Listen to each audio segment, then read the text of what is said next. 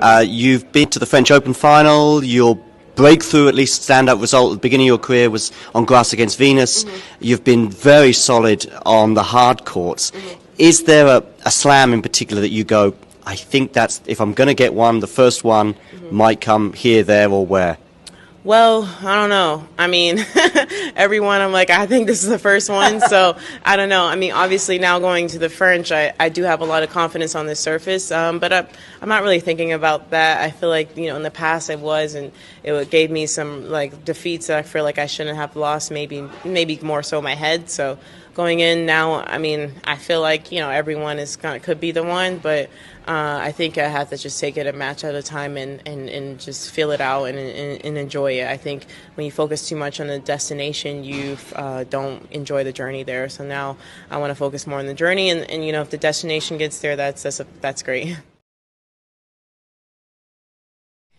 Thanks for tuning into this watch along. While there's a break in play, here's a reminder to hit the like button, subscribe, and click that notification bell. Your support helps to keep the channel going. While we're here, you can now become a member to enjoy perks including badges for the live chat, but also bonus material such as interviews with top players from both ATP and WTA tours. The membership link is pinned in the live chat. You can also follow us on Twitter, Facebook and Instagram.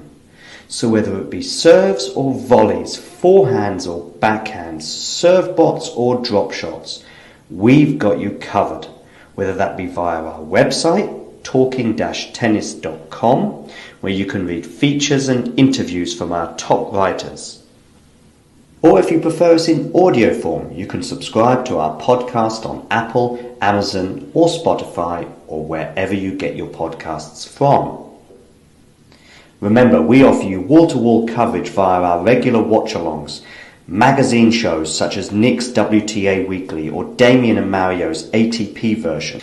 Plus, we deliver top content from people on the ground, actually at the tournaments, so you get even nearer to the action. So, what are you waiting for? Hit that subscribe button so you don't miss out on all things tennis. There were some Australian Open final vibes for me today, and I was looking at a couple of comparisons. Australia was 2 hours 28 minutes, today was 2:26. I'm sure you weren't aware of that, but I tell you, 4 championship points. Does that sound familiar? And were you thinking of it during that last game? Actually, yes, I was thinking when I was down with the break in the last game. I was thinking, okay, I did it at the Australia Open, so probably I'll be able to get this win this time again, and it's actually helped me to stay focused and to have this belief in myself. And yeah, definitely this match reminds a lot of Australia Open match.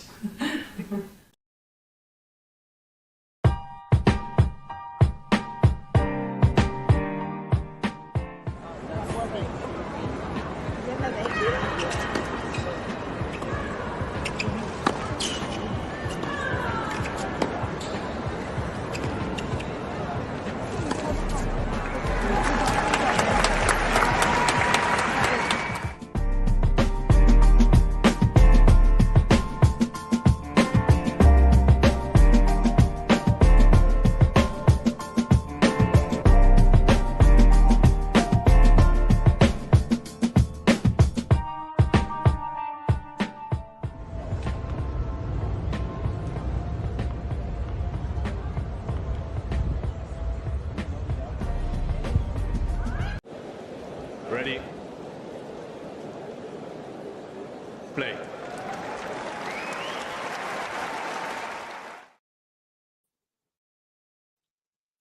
Good afternoon, good evening, good morning, whatever time it is in the world, wherever you are tuning in from. Of course, you are here to tune into this commentary for Aryna Sabalenka up against Madison Keys. I will share the score with you on the screen shortly. I can tell you that Sabalenka has got her service game underway and has won the first point. 15-love she leads. It's going to be a second serve here for Madison Keys to look at. Let me know your thoughts on this match, but also on the previous match.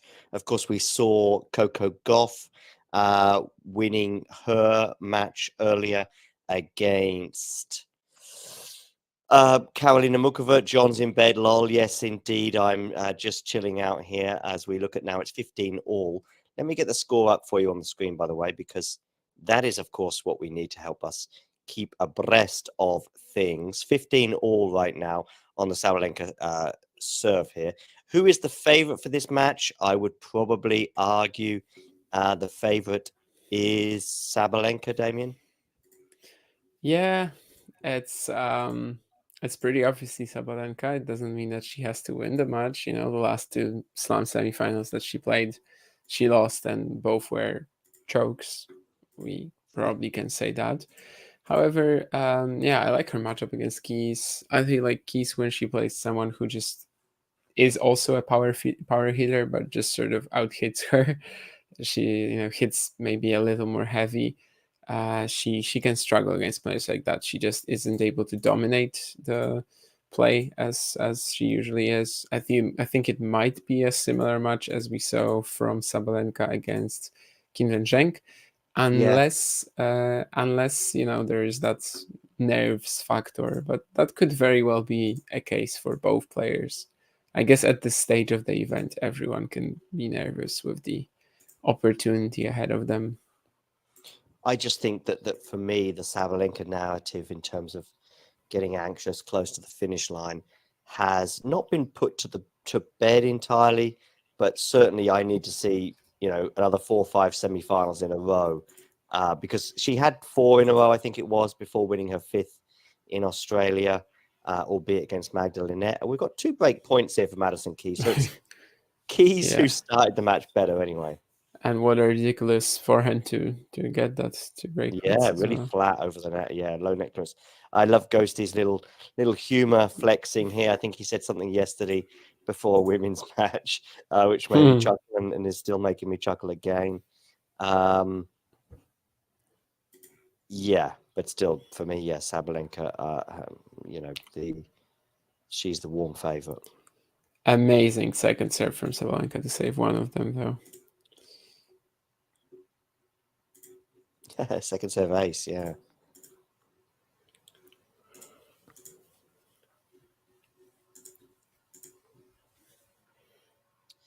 So 30-40.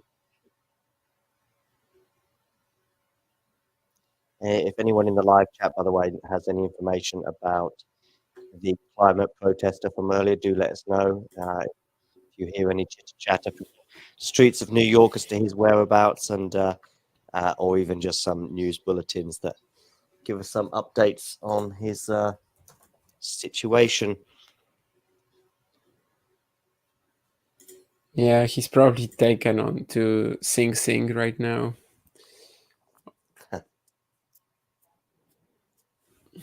Awaiting death penalty. I don't know if death penalty is actually the thing in New York. I don't think so, no. Think about, good depth there from Sabalenka in the end. It's drawing an error from Keys, so we're back at juice.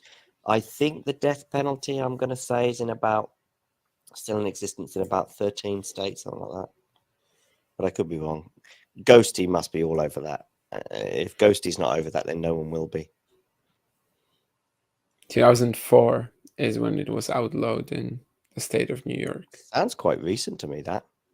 Yeah, but probably it was outlawed in 2004, but the actual last execution was 1963, I think. Oh, yeah. Wow.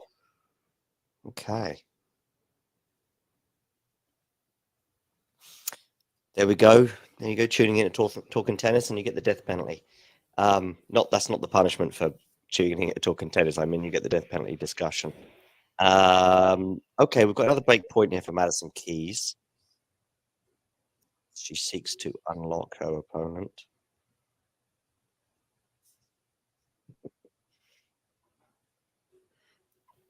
Leon Czolgosz, so the murder, the guy who assassinated William McKinley, was electrocuted in the state of New York. But that wasn't the last one. Well, no.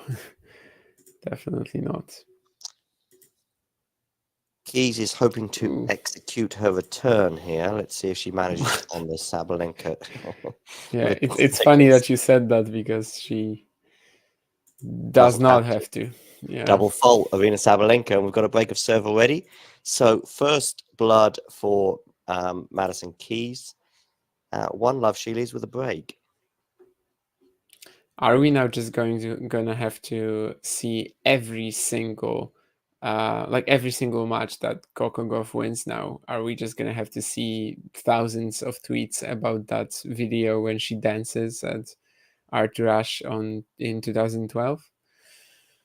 I'm not familiar with this. No, I mean I'm seeing like a billion viral tweets about it. There's a video of Coco on Arthur Ashe in 2012 in the crowd. She's dancing to "Call Me Maybe."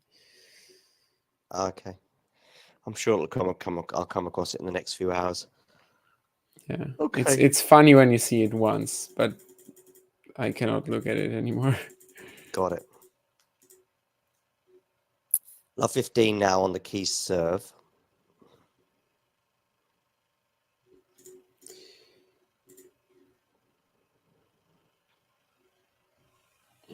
What the hell is this footwork from Madison Keys so far? Nice winner, 15-all.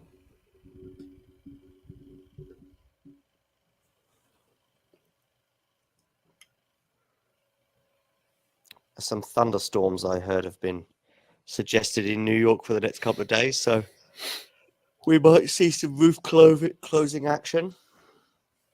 And there's Bien Fratangelo on our screen. Always good to see. I wish he was playing, actually. I would rather watch a challenger match with him right now. The second serve from Madison was pretty tame. But Aryna Sabalenka lets her opponent off the hook as she errs on the backhand and goes long, 30-15.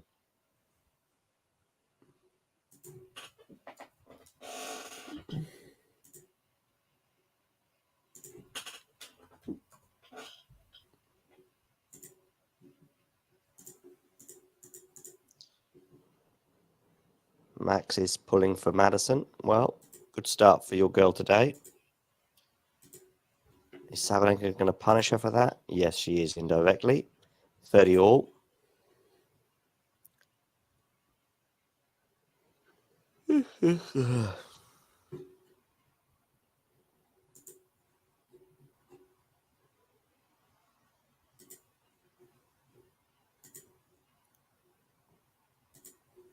Of course, this is the third year in a row that Sabalenka is in the US Open semi-finals. It's also her fifth Grand Slam semi-final in a row, which I think is commendable. That's consistency for you, and that level of consistency will get you to world number one. I mean, Keys is just destroying her forehand so far. But yeah, that sort of consistency from a player who has a very inconsistent play style as well. And you were talking about it with Shrihari when she did that. You know, she got that fourth semifinal in the season. It's pretty ridiculous when you also like start digging and realize how many of the theoretically, very accomplished, very consistent players never really got close to that either. You have players like Kerber, you have players like Halep. They never really had an attempt at that even. I mean, And I imagine did what was Serena's sort of best run of Grand Slam? obviously, semis? yes, obviously. Yeah, but I mean, she must have won 3 in a row, as in 3 in a row, because she was obviously going for the calendar slam one year. Around that time, she, I think, reached. Wait, let me think. 9 consecutive? No, sorry, that would be 10 consecutive. Finals or 9 consecutive semis? 10 consecutive semis, I think. Okay, that's pretty good, yeah. Because that would be 2014 US Open, which she won, to 2017 Australian Open. Maybe there was a longer streak in her past. I'm not sure about that. I have to see that. I have to check that, but maybe there was a longer one in her past as well.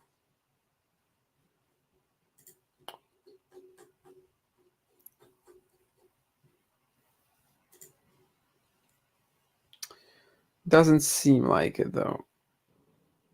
So I think that would be the longest one.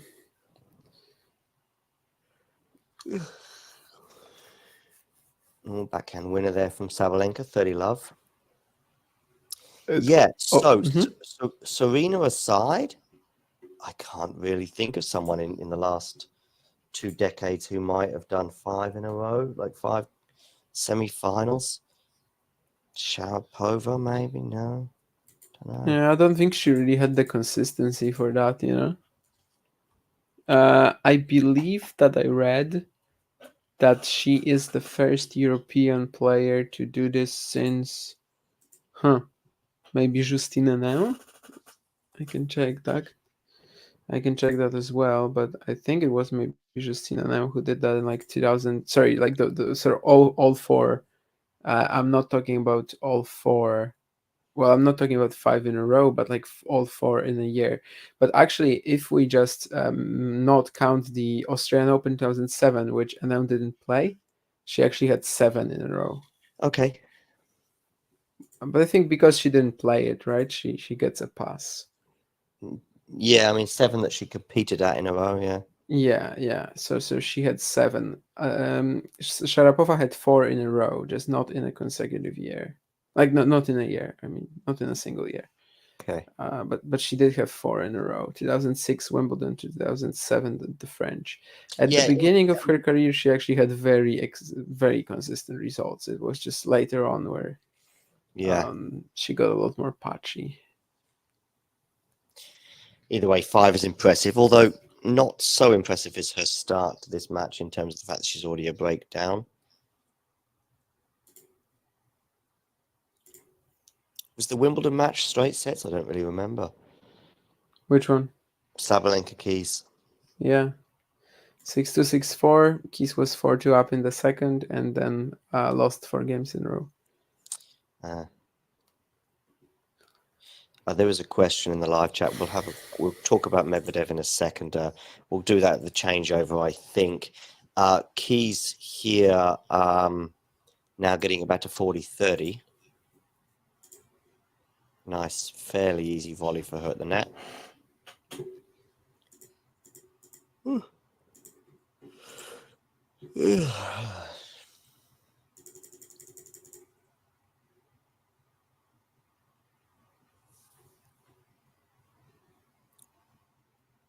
Sabalenka to serve 40-30. Apologies if the energy. Oh, wow. What a backhand return that is. Saba Dabadoo means it looks a bit frustrated there, and excuse the Brad Gilbert kind of nickname giving. But yeah, she's not happy with the way she served that. But wow, what a return from Madison Keys. And we're back at deuce. 7 winners already off the racket of Madison compared to just 3 from the soon-to-be world number 1.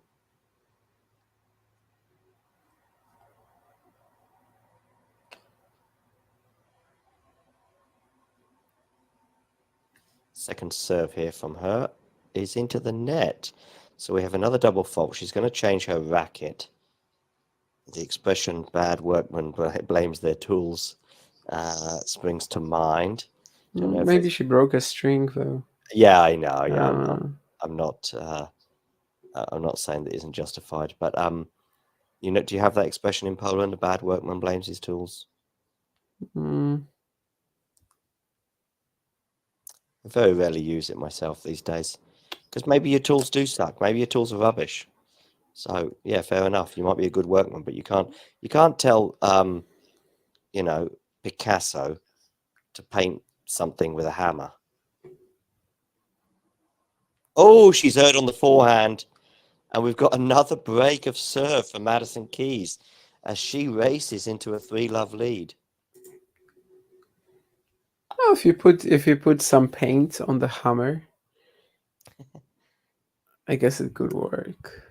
The previous stream, by the way, I haven't ended yet. I'm about to end it, but we still got 25 people tuning into the previous stream, even though I just have a screen which just says thank you for subscribing.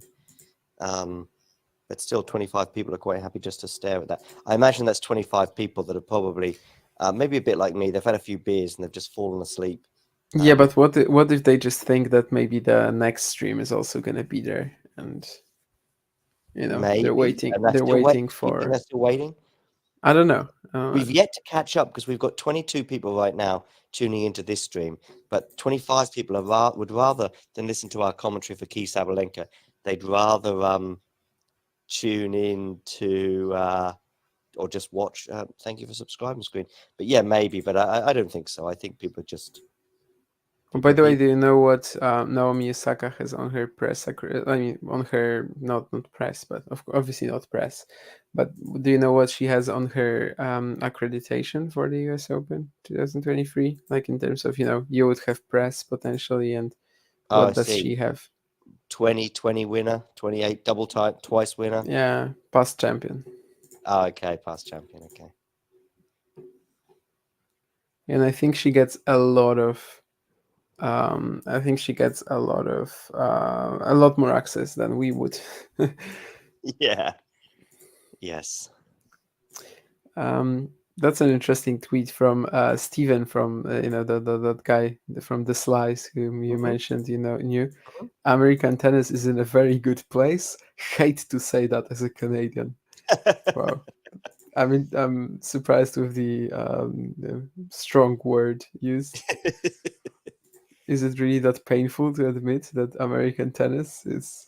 Maybe it's making matters worse is where Canadian tennis is right now in terms of the players and the talent at their disposal, but the results of Leila Fernandez and Felix and the comeback from Raonic has sort of flickered out somewhat that seemed to be there in Canada. I mean, what I saw from him in Canada, albeit I didn't expect him to put like 4, 5, 6, 5 setters back to back, but those performances suggested we might see a couple of wins in New York.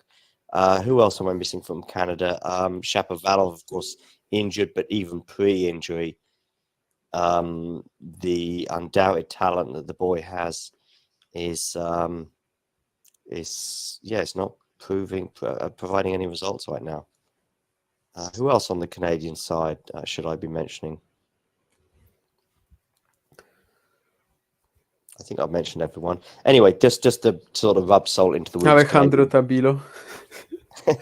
No, this is a bit of a joke, but he actually trained in Montreal, I think, for years, and he is like a bit of a product of the Canadian system. It's just that, of course, he does not represent Canada. Got it. But yeah, Sabalenka has 2 break points, so I probably wouldn't even go as far as to suggesting this set is done yet. I mean, she should, Aryna, given her serve, be able to string 3, 4, 5 consistent games back to back together on that, and then it's just a case of trying to get in on the Madison serve, and she's certainly in on it here at 15:40. They're exchanging forehands right now. Who will first? It's Aryna. So we're at 30:40.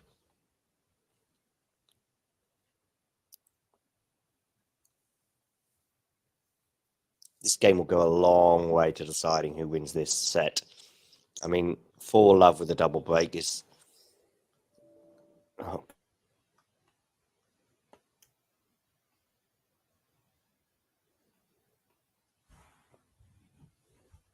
Is that battery out again, or I don't know. But anyway, yeah, Keys, just a second serve that was a bit like a rolling it in type of thing on the second breakpoint, and Sabalenka commits the return error. So yeah, this game definitely feels quite crucial for Sabalenka's chances to stay in the match. And so far, it doesn't look like she will remain in this set.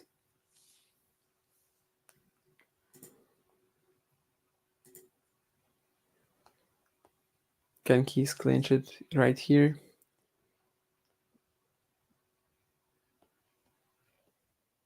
This time it's Sabalenka on the front foot. Keys actually comes up with a pretty sick defensive shot. It wasn't, textbook, but it was fairly effective though.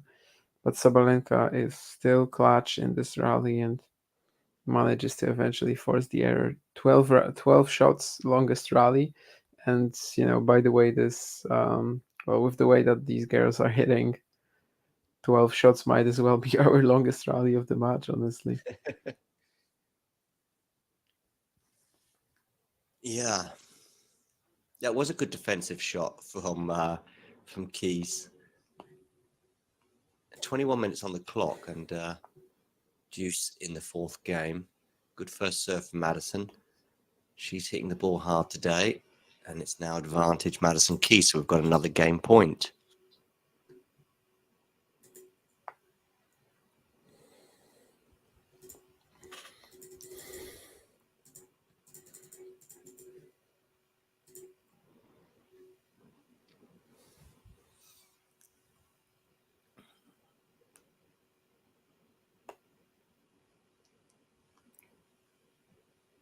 Coach is laughing at Sabalenka. I'm not sure about that. I didn't see that. Interesting color with the Keys drop shot. It didn't seem like she had full clarity of mind in what she was gonna do, because it felt like a bit of a half measure. Yeah, and she pays the price.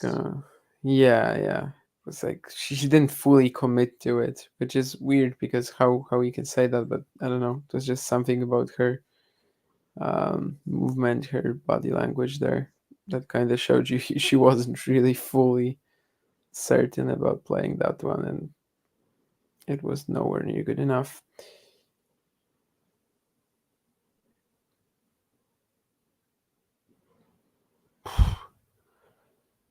Sabalenka is trying to destroy the ball and make the match suspended or something, but she actually does not make that +1 shot after the return.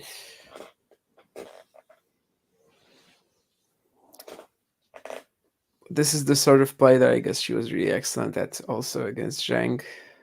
Just deep return down the middle and then kill the point almost instantly. But so far, of course, today has been a lot tougher. And Keys will go up for games Wow. today. Wow. So probably the set is done here for the soon-to-be word number 1. Yeah. For love. And she had to save 2 break points in that. Maybe 3, was it? Certainly 2 break points she had to save in that particular game.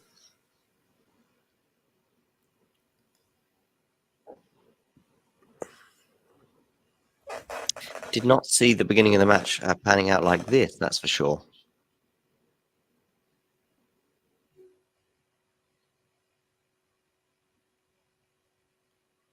So I had this from probably about 24 hours ago.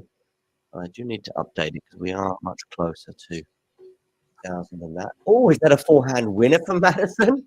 Wow. Wow. The first thing I think of right now when I look at the scoreboard is bagel territory. I mean, we're not quite there yet, but a break of serve here. 9 winners off the racket. That's bloody.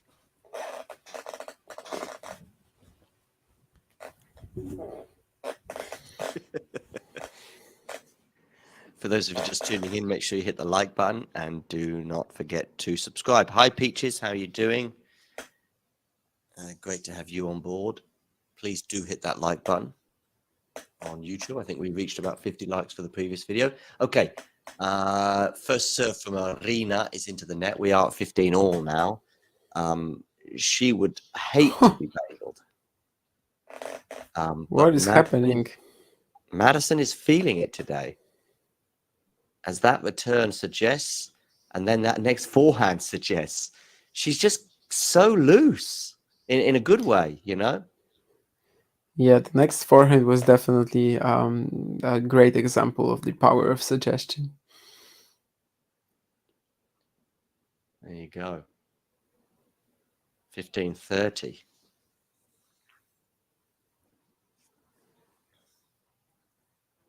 Wow. Didn't expect Madison to be so relaxed as this. Yeah, she's also like giving Sabalenka some tough balls of the backhand slice, which usually is perhaps not really a shot that she That was a tough one for abuses. Yeah, And we are now. just pretty tricky, unpleasant. Yeah. I mean, Keys obviously most importantly just wants to win the set. Of course, she's not hopefully in her head thinking about bagels, but as a member of the audience watching on, I can speculate. And we are in bagel territory for Sabalenka. I would love to know the last time she was bageled.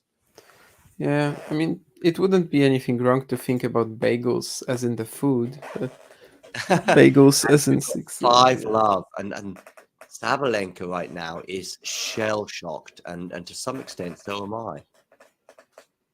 Yeah. And Madison Keys is also the first woman this US Open who wins 5 games against Sabalenka. Yeah, because she's yet to drop a set, of course. Yep. Not even been Yet pushed to to a drop tiebreak. five in Not a dropped set 5 games, yeah. thus far. But today, of course, she does that. And when it comes to the bagels, where are they? Well, last time she was bageled was last year. 3 Okay. bagels that she took last year against Georgie, Kasatkina, and Alexandrova. The Alexandrova one is the last one of the 3, presumably, from bearing in mind that's how you read it out. Was that pre? No, I actually read it out in a wrong way. Okay, when was the most recent one then? August. So yeah, pre-US. So over a year since she was bageled. Yeah, it's not that long. I don't know. It feels a while, and it also I I do feel as though, I mean, listen, bagels don't really matter that much. I mean, yeah, they don't happen every day too. no. And so I also feel as though that New York was a turning point for her last year, Sabalenka, facing those match points against Kai Kanepi in the first week, saving them and then going on to the semi-finals, and arguably should have beaten Iga, break up 4-2 in the third. And then obviously, we know what happened in Australia. She got the WTA finals in between as well. There was a turning point for her on her serve. The double faults sort of went down a lot. And yet here we are. Love 5, or 5 love. Keys serving for the first set. Oh, clips the net and lands back on her side. So we have love 15.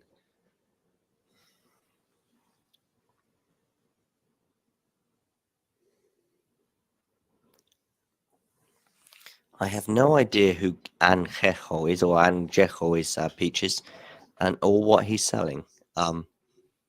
I have no idea what that is. Who is Angejo? And he's trying to sell a kidney, apparently. 15 all. Terry, by the way, Terry, feel free to DM me on Twitter and I'll tell you what the reason was I got thrown out of a Robbie Williams concert. I'm happy to share it off air. But also tell me about who the hell this Angejo is, guy, Terry. Lots of questions. Okay, questions being asked here of Aryna Sabalenka as she is 30-15 down. And facing a bagel.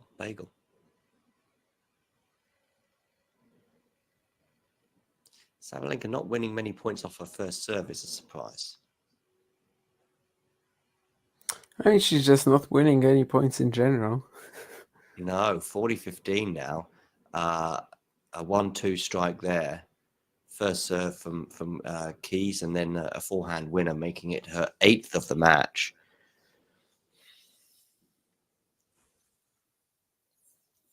Madison has got the memo about quick straight sets wins in the last few days in New York, and she's trying to oblige. Yeah, and this is more like a usual Keys defensive backhand slice. Of course not, but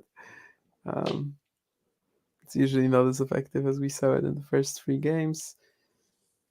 Let's see what she does with the second serve.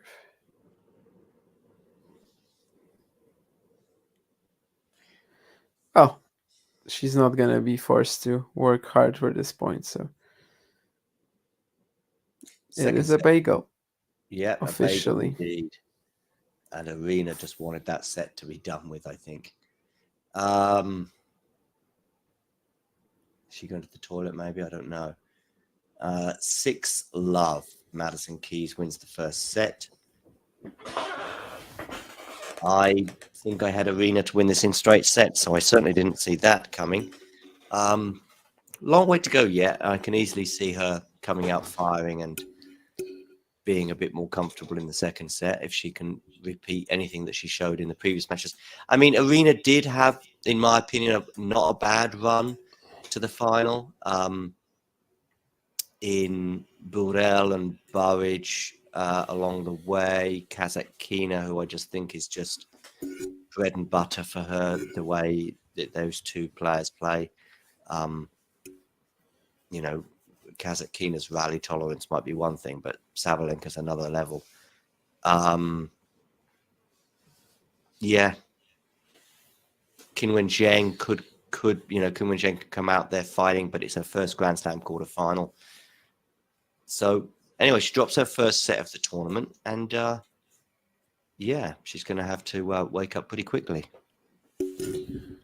Yeah, I have this book here on my shelf that has a title which really describes what Sabalenka will be trying to do now, and especially what she was trying to do. I think in the with as he said, like wanting the set to be done. Its title is "Rip It Up and Start Again." Okay, what's it about? It's about like post-punk bands in like 1978 to 84 or something like that. Okay. So there we go. Oh yeah, I don't know if that's true, but I think so. I think I remember that. Yeah, that's exactly. Just going to update this. This was from 24 hours ago. Let's see where we're at right now. Anastasia's tweeted an eyeballs emoji, and I think I know what that is in reference to.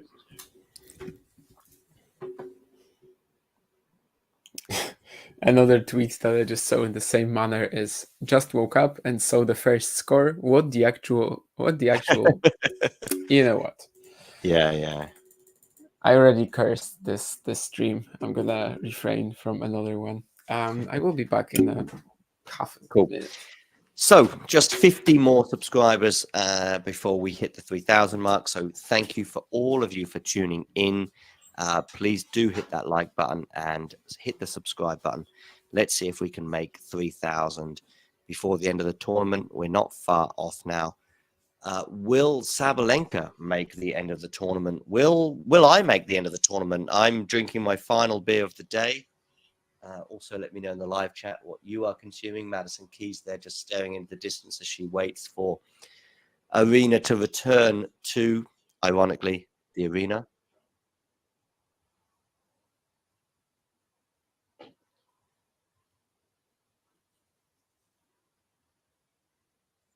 And yeah, she won the first set 6-love. So she will be in a good spot right now. Someone else, of course, who's in a very good spot is Coco Gauff. I spoke to Coco early on this year about winning her first Grand Slam. You've been to the French Open final. Your breakthrough, at least standout result at the beginning of your career, was on grass against Venus. You've been very solid on the hard courts. Is there a slam in particular that you go, I think that's, if I'm going to get one, the first one might come here, there, or where? Well, I don't know. I mean, everyone, I'm like, I think this is the first one. So I don't know. I mean, obviously now going to the French, I do have a lot of confidence on this surface. But I'm not really thinking about that. I feel like, in the past I was, and it gave me some like defeats that I feel like I shouldn't have lost, maybe more so my head. So going in now, I mean, I feel like, everyone could be the one, but I think I have to just take it a match at a time and just feel it out and enjoy it. I think when you focus too much on the destination, you don't enjoy the journey there. So now I want to focus more on the journey, and if the destination gets there, that's great. Couple of things in the live chat that we need to address already. One is that from Terry, maybe I've misread it or missaid it in that the eyes emoji is probably rather better, which is where you're just kind of shocked at what you've just seen. And of course, I'm pretty sure she's referring to Sabalenka being bageled. That is what I mean, Terry. Hopefully that's cleared that one up. What's happened to your Belarusian warrior poet? Well, she's being fried right now. Mind you, 30 love. I think this could easily change, very quickly. She could easily race into a 3-love lead, and we're suddenly looking at a third set.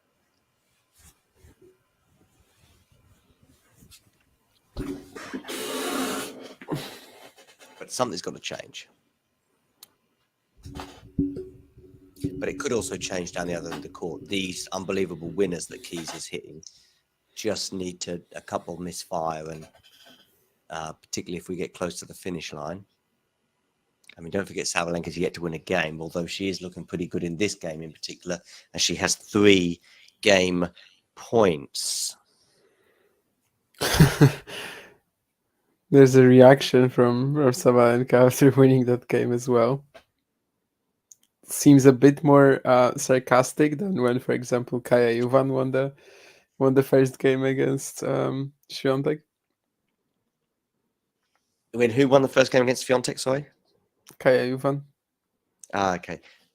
That celebration, was like something, but it's not the same as well as somebody won their first game against Djokovic in probably, I'm going to say, round 1, and it was like 6-love, 1-love to Djokovic, and finally they got off the board, and there was like, hey, and everyone was kind of pleased that it's not going to be like a triple bagel.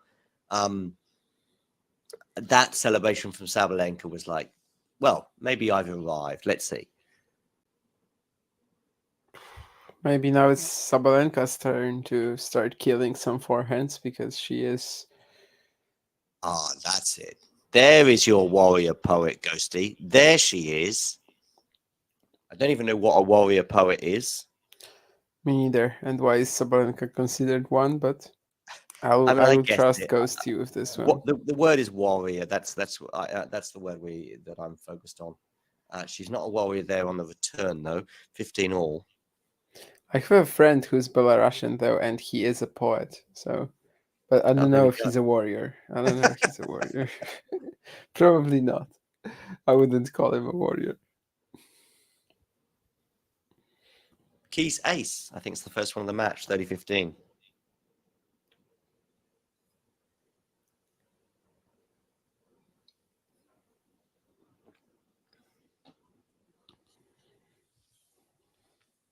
Forehand return from Aryna. Oh dear, that forehand from Aryna is wild. Yeah, and that's sort of the feeling that I had after the first point of this game, even.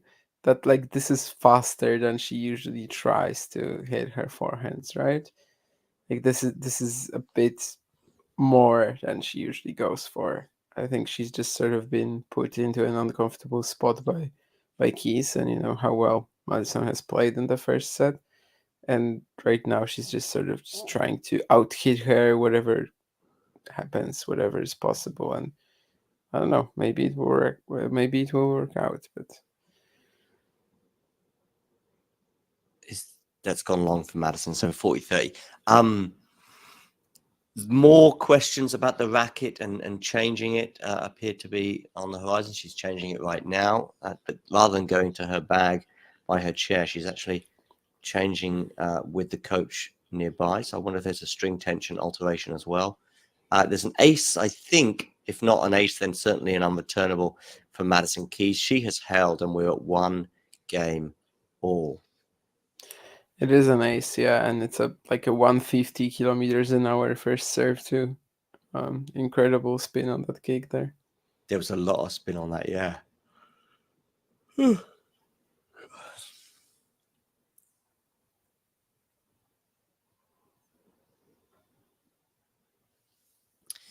the rhythm of the night.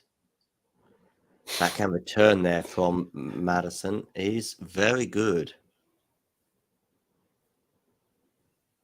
Love 15.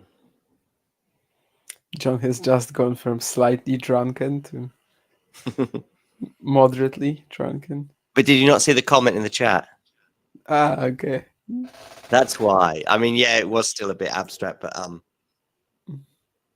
That okay? No, okay, yeah. Now it makes sense. I Sorry, didn't completely randomly just do that. That would be I thought you did, and that's why. yeah. No, I can see now why, and you just think, okay, that was that's different.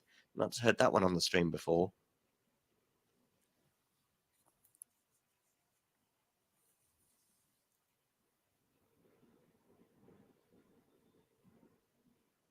Okay, Madison Keys has a second serve to look at.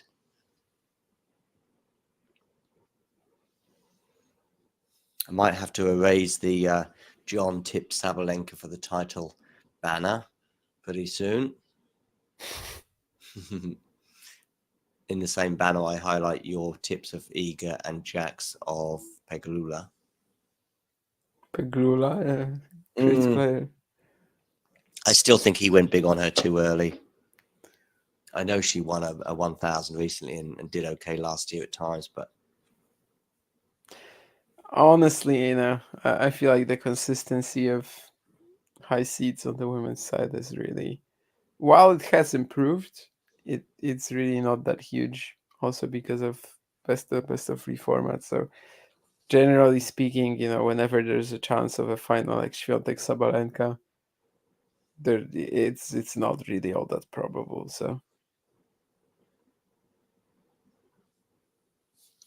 we actually got it though in Madrid and Stuttgart. yeah, we got it in of course, Madrid this and year, Stuttgart, yeah.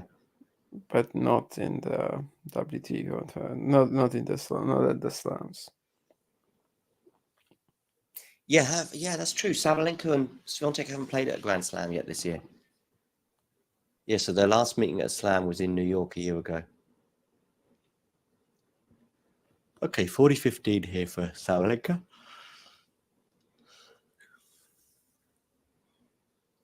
Is Ghosty not supporting the American here? I think he might be supporting Saba. I mean, is Madison Keys a warrior? Maybe. Is Madison Keys a poet? I don't think so.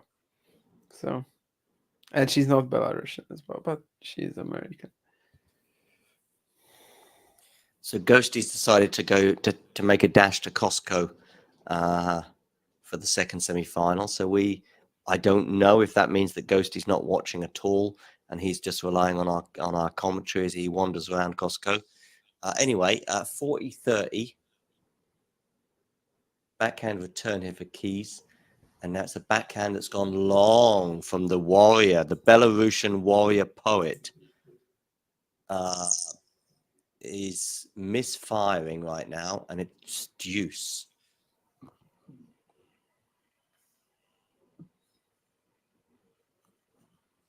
Oh, yeah, because Terry has this thing where for some reason he thinks I've predicted Sabalenka to win about just every tournament under the sun, whereas I've only predicted her to win 2 Grand Slams this year. No, John does that with Krejcikova. Yeah, that's fine. I'll take that criticism because I went big on Krejcikova. Oh, dearie me. Well, I say dearie me. Wow, what a forehand winner for Madison Keys, and we've got a break point. Yeah, for the first 6 months until probably around about the French Open, I was predicting Krejcikova to win or go deep everywhere, but I've given up on that train. And we have the break. Keys with again some really good timing on return. Gets it deep at Sabalenka. Sabalenka tries to crouch. She actually falls over. She's on the 6-love to 1. And this could run away from her pretty quickly, although most of the games in the first serve, like on the Keys serve, have been at least mildly competitive. She throws out her racket, it seems, somewhere. Maybe she got whacked what is probably the box where your towel normally is, and a security guy turned around. He had his back to the incident and was just walking, and then suddenly he probably must have heard the sort of whack on a box and turned around to think, what the hell was that? And then saw it was Sabalenka and thought, oh, okay, that's not an incident I need to get involved in.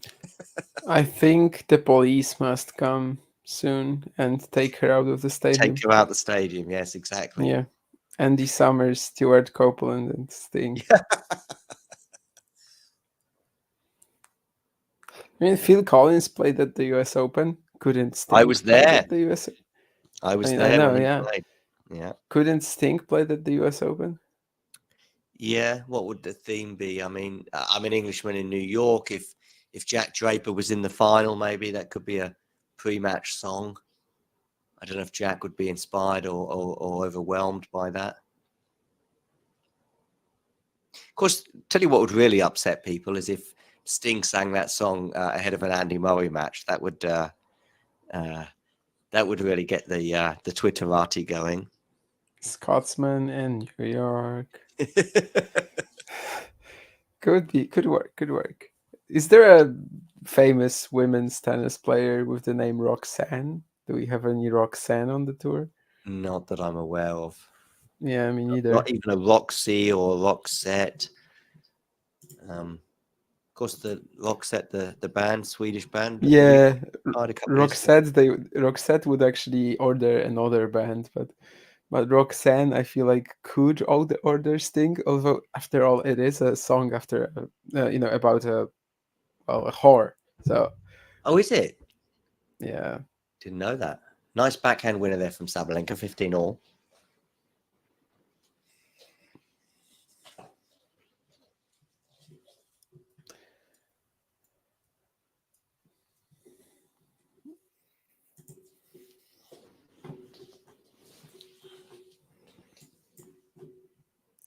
Forehand return from Aryna. Backhand keys. Forehand Aryna. There's the warrior poet, as she now will become known. A year from now, you'll see warrior poet T-shirts and supporters of Aryna all over the world, and people will be wondering, I wonder where that came from. Pretty far out first serve from Madison Keys, 15-30 on her serve. Aryna now getting that stance and position ready to return in her inimitable style. Ooh, tame second serve. And she's gone long and wide, and we are now at 15-40. So we have 2 break points for Aryna Sabalenka. She's yet to break the Madison Keys serve. She has had opportunities, though, in the past. Madison, as we can see from that stat on the screen, has been far more efficient. Yeah. Yeah, she won't break here. Terry there confirming your Roxanne notes. New rule after round 4, the first set in a WTA match at the US Open will be skipped. Yeah. Or you just say, yeah, first set, you're done.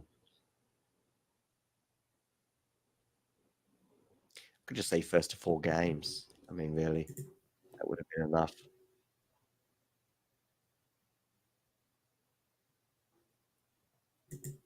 Coco Gauff beats Elena Ostapenko 4 games. That's it. I mean, Madison Keys with some insane timing on the forehand again. Indeed. Deuce. It's been like a combination. These 4 breakpoint saves so far have been like a combination of Keys hitting some insane winners and then Sabalenka missing returns. By the way, Michelle here's saying Sabalenka's unwatchable when she's being outplayed. Why are you talking about this? Lame. Apparently, we are lame. Yes, sorry. There's no doubt about that. Maybe it's the fact that the match is lame, and there's no reason to talk about this. Maybe it's not actually about us. Maybe, but I like it both ways. But yeah, Sabalenka's reaction so far has not been that great. She's actually just going for it even more, but maybe it's a strategy that will eventually bring her some results, and it does right here, right now. Nice Indeed. return. Again, Keys with the backhand down the line, sort of rocket that she was trying to go for on the 15-30 point as well. Yeah. But similar results. So we are back on serve. It did still feel a long way away for Keys anyway, even with that early break, 2-1. And she's broken back immediately. Sabalenka has now broken the Keys serve for the first time. She'll be looking to break a bit more than that in the coming games ahead. Let's see.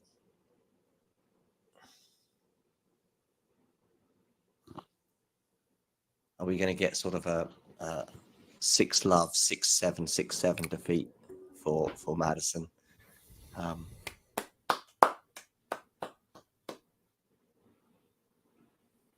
Wow, from both players, but ultimately, of course, Madison is what drew the applause there.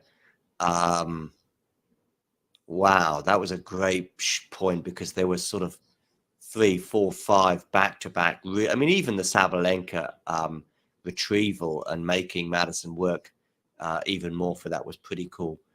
And Madison did work for it, and she wins the point. Last 15.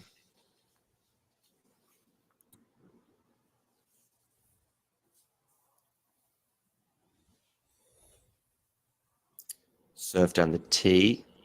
Forehand Sabalenka. Sabalenka into the net. She's in big trouble now. Sitting duck. Love 30. Keys making her pay.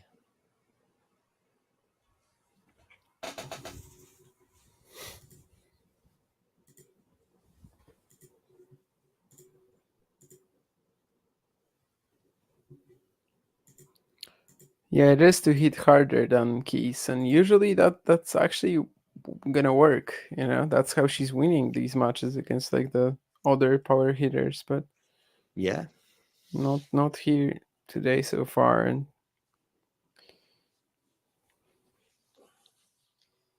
well, my the amount of beer I have left is basically a straight set, not a third set.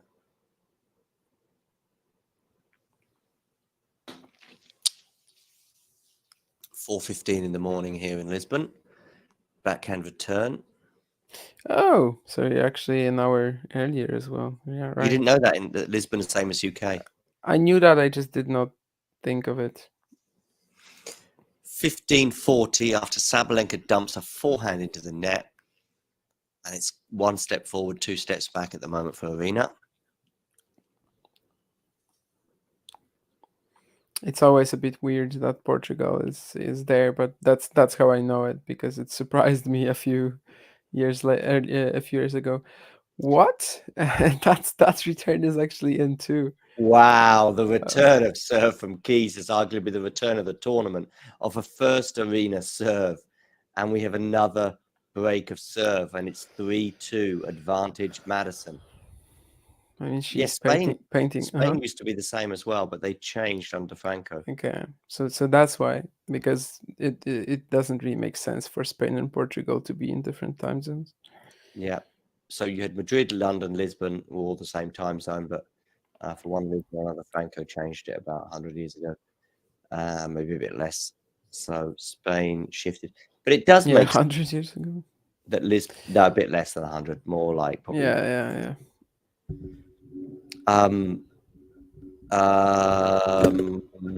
It makes sense that Lisbon and London are on the same sort of time zone. Certainly, I mean, the line. Exactly, Jane. No one expected the gluing of the feet to be so impactful today. John didn't budget beers for the gluing of the feet. I was supposed to be in bed by this time. But Madison Keys is actually working really hard to get me there. Mm-hmm.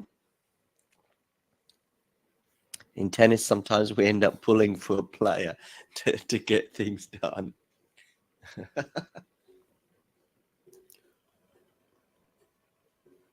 Yeah, the sooner I'll go to bed, the more I'll watch tomorrow of Istanbul. Shanghai, I guess I might have to skip almost entirely unless the matches are long. Which is the men? Oh, there was a question about Medvedev earlier. I never got around to addressing it, unfortunately, but yeah, we've addressed it 1,000 times in the last couple of weeks anyway, or the last few months. But which of the two men's semi-finals intrigues you more anyway?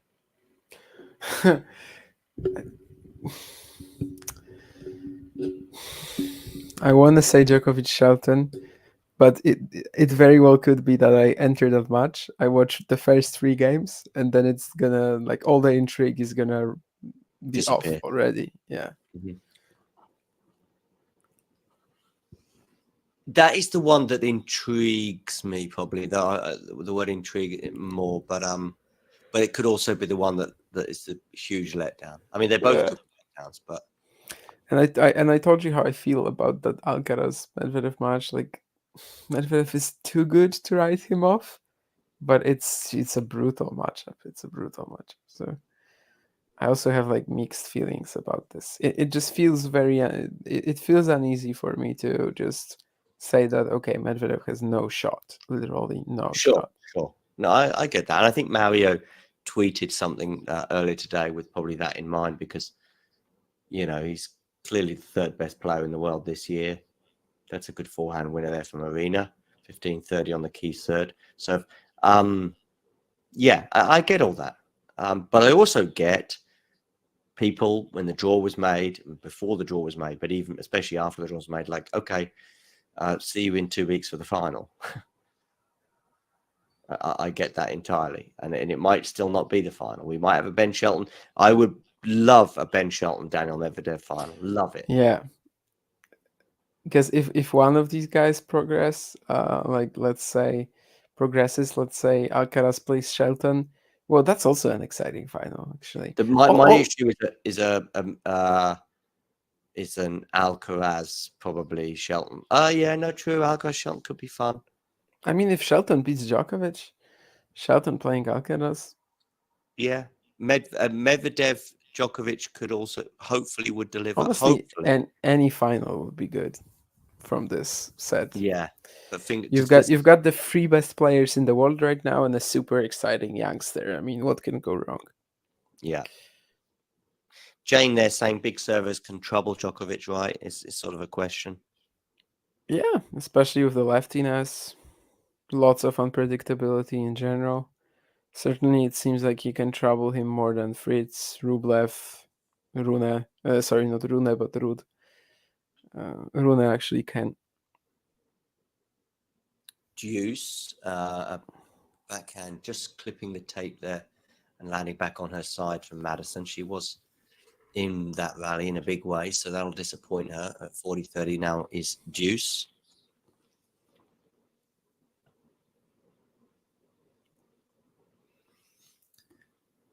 Down the tee, but long. So second serve here for Aryna Sabalenka. Will be desperate to get back on serve very quickly. 6-love 4-2 would be trouble. Forehand from Madison. I think we're almost waiting for 1 or 2 things to occur. Wow, the depth there really taking Aryna by surprise. We're waiting for 1 or 2 things to just change, even just slightly, to change the dynamics. One is the timing for Madison and the accuracy on these shots. Which seems like it just cannot be repeatable. It seems like it has to run out at some point, but it has not yet. No. That's the first thing. The second thing is a few bombs from Aryna landing, especially on her serve, but even mid-rally, which I thought was just beginning to happen at various points in this set, but we're still very close to 4-2 right now. So although Madison goes long there with a backhand, exactly, sort of doesn't feel as though it's going to last forever. So the longer this set goes on, maybe that's a good thing for Saba. Make this a war of attrition.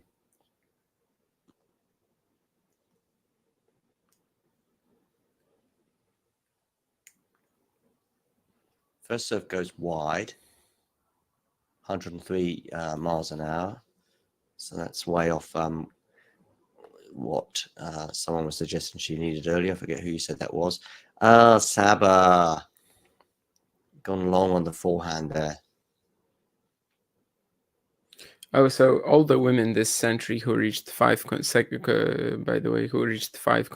Slam semifinals are Serena Capriati, Serena again, Enel, Kleisters, and Sabalenka.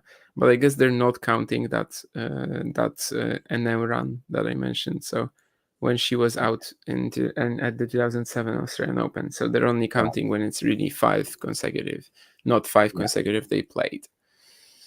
Oh, Aryna, long on the forehand, and it's 4-2.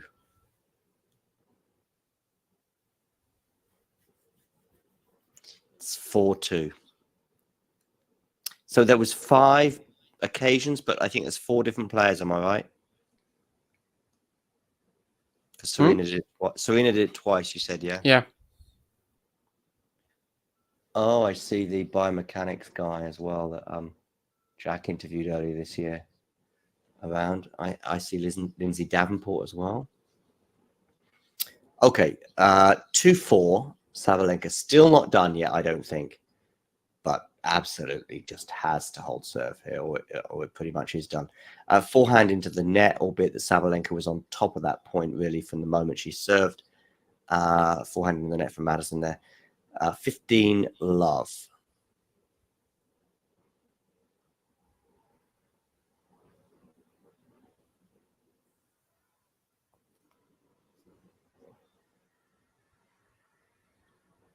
Again, Sabalenka's on her crouch down.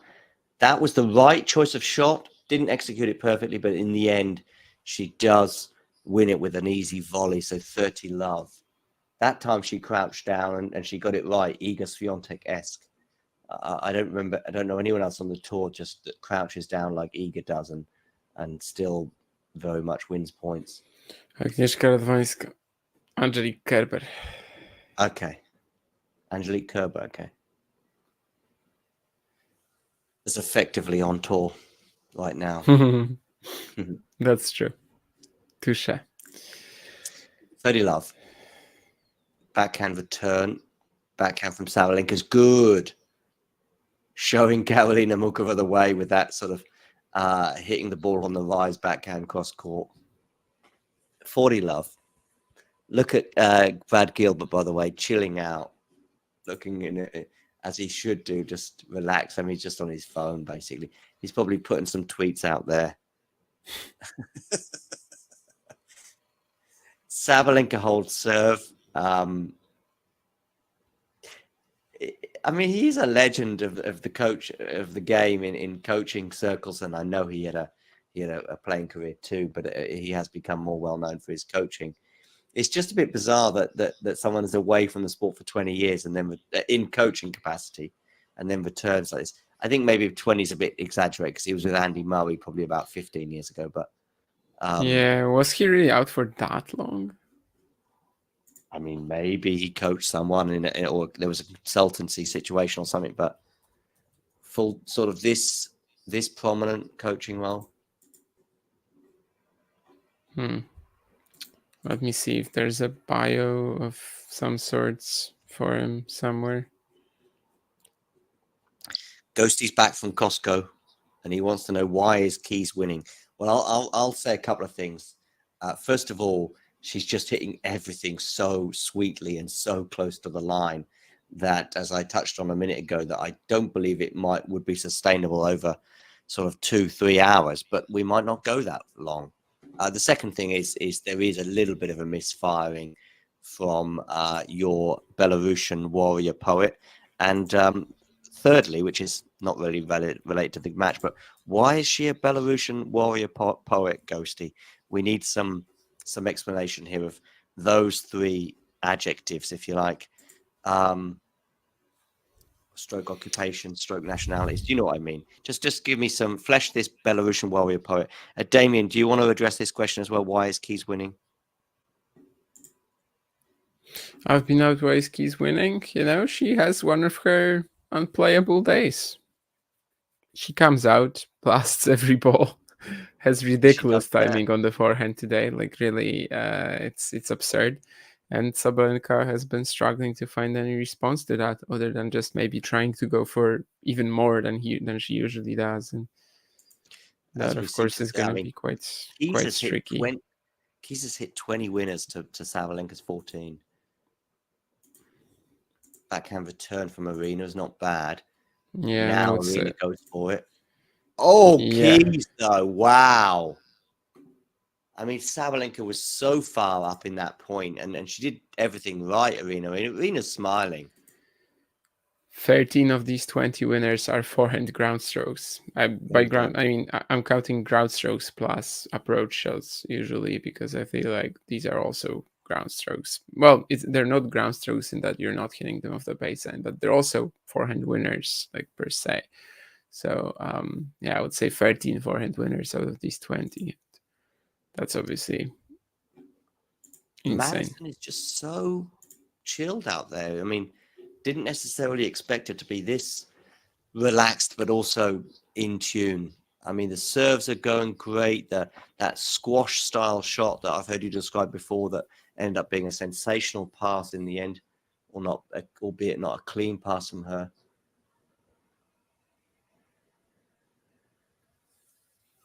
The match just might not go long enough for keys to start misfiring, if that makes sense. You know, if the sustainability of this might not get put to the test.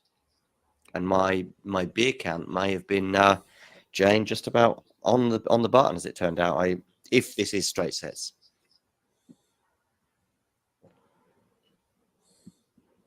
Oh, that must have landed pretty deep. Oh, Madison. Oh, Madison, that backhand volley into the net, 40-15. I mean, fortunately, she's 40 love up when she's doing that. I mean, if it was 30 all and she does that, this even at 4-3, 30 all, that would be more regrettable. And it still may be, but she's got a nice cushion.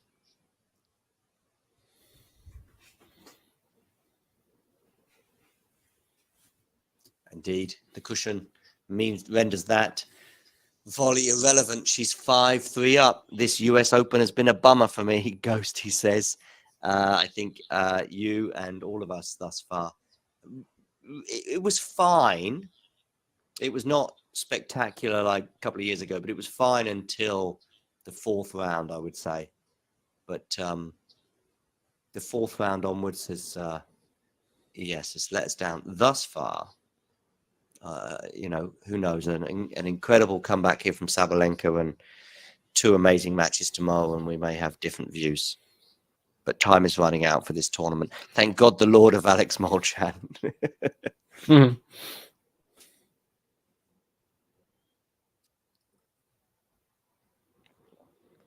Oh, Saba Dabadoo.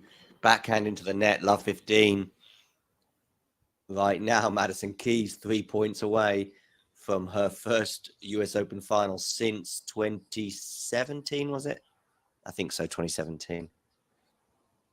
Or only her second. I think it's only her second Grand Slam final it would be. Yes, 2017 US Open. Obviously lost to Sloane Stephens.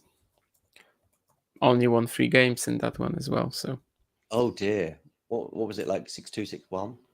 6-3, 6-love, or the other way around. I'm actually about to check that, but I think it was 6-3, 6-love. Indeed, yes, 6-3, 6-love.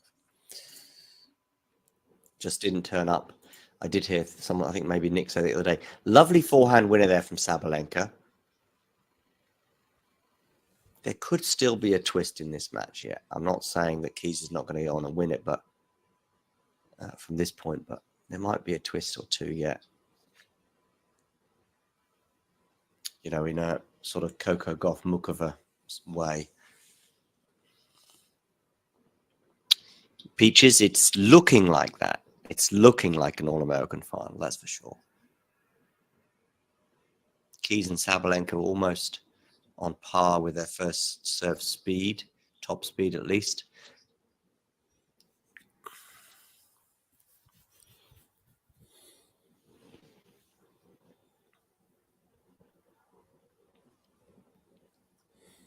Backhand return from Madison, forehand from Aryna. That was a difficult. Oh, wow. These are really difficult to deal with. But in the end, it's Keys who errs. But there were two really good backhands there from Madison Keys that, to be fair to Sabalenka, she dealt with them both. The first one seemed to skip off the surface pretty low.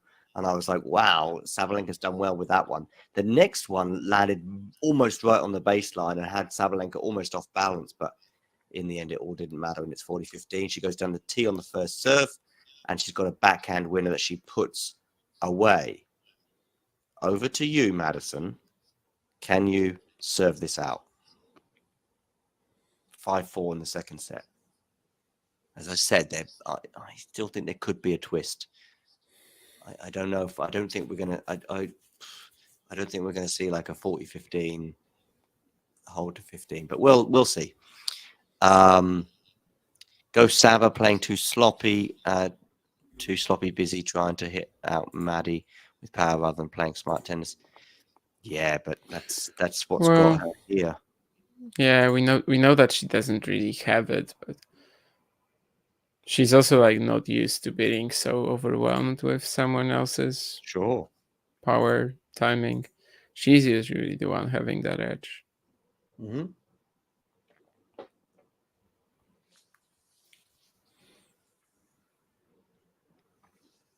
I think Mukova will have some regrets. No doubt Saba will too, but sometimes these days can happen. Yeah, I don't think. Yeah, kind of ghosty. I mean, not outpowering. That would be the wrong expression, but just she's just hitting everything great. Everything's coming off. She's hitting the ball on the rise. She's hitting it flat. That doesn't mean she's hitting it on the rise, and I think it's also one of the keys. Yeah, that's because it's really a similar matchup to Zheng Sabalenka, like where one is just hitting it earlier, one is just hitting it heavier, stronger, and today it's actually the one with the better, like earlier timing that's winning, which usually doesn't happen in this matchup, but today it is. So is she like outpowering her? Sort of. She's certainly like out hitting her, outshooting. Yeah. And it's gone long for Madison Keys, so we're love 15. Lights out tennis. Yeah, more or less, Peaches. That's sort of heading that way. It was quite long in the end, actually. So love 15. Let's get to love 30 or even 15-30, and we may have a game on our hands. Forehand from Madison. Forehand from Aryna. I hesitate because I wasn't sure if that went long. That's still in the rally. And in fact, it's Madison Keys who goes long. And we are at interesting.com. Love 30.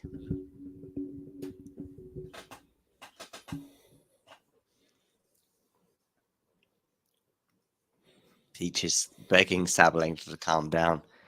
I don't know. I think she's just got to just stay more or less the same. Yeah, she's got to be a bit more accurate, but and there will continue to be this narrative about semi-finals, but I just think it's just one of those things. This could have happened in the third round. They could have played each other. Oh, double fault, Madison Keys, love 40. I mean, actually, given that Keys is seeded 17, they really could have played in the third round. If I'm doing my maths right. 17-32. No. Fourth round. That's not how it works. 25-32 plays 1-8. Okay. Oh, we've got a break of serve. Sabalenka clenches fist, understandably, and she broke serve to love. That has to be the pressure, surely. You know, having been, okay, she's been broken once in the match, but having largely been comfortable on her serve. And then that was over in a flash. Peaches there with a come on, Saba. Ghosty, you're very kind. You're very kind, Ghosty, with that comment. But yeah, just there was a twist to come. Well, we'll see. We'll see how significant this twist is going to be. Is it going to be a 7-5 set for Sabalenka? You know, it really could be. And we really could be very much game on. In fact, you know, if Sabalenka was to snatch this set one way or another, probably she'd be suddenly within the shape of a couple of minutes. She goes from being a real outsider with a 5% chance of victory to being the favorite. Such is tennis.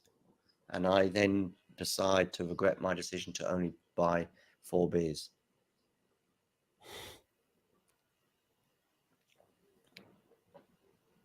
Okay, Sabalenka 30 love as well.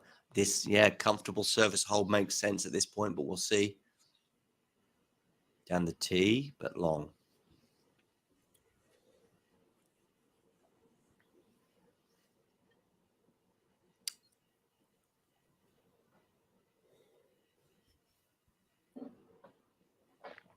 Forehand there from Madison Keys. Sabalenka now lengthening the match long enough. And that's 2 forehands I recall from Keys recently, just dumped into the net. Fairly comfortable. Sabalenka now is on a run of 12 points out of the last 15. That will give her confidence. And look at the ace down the tee. Has the match flipped? Or am I getting carried away?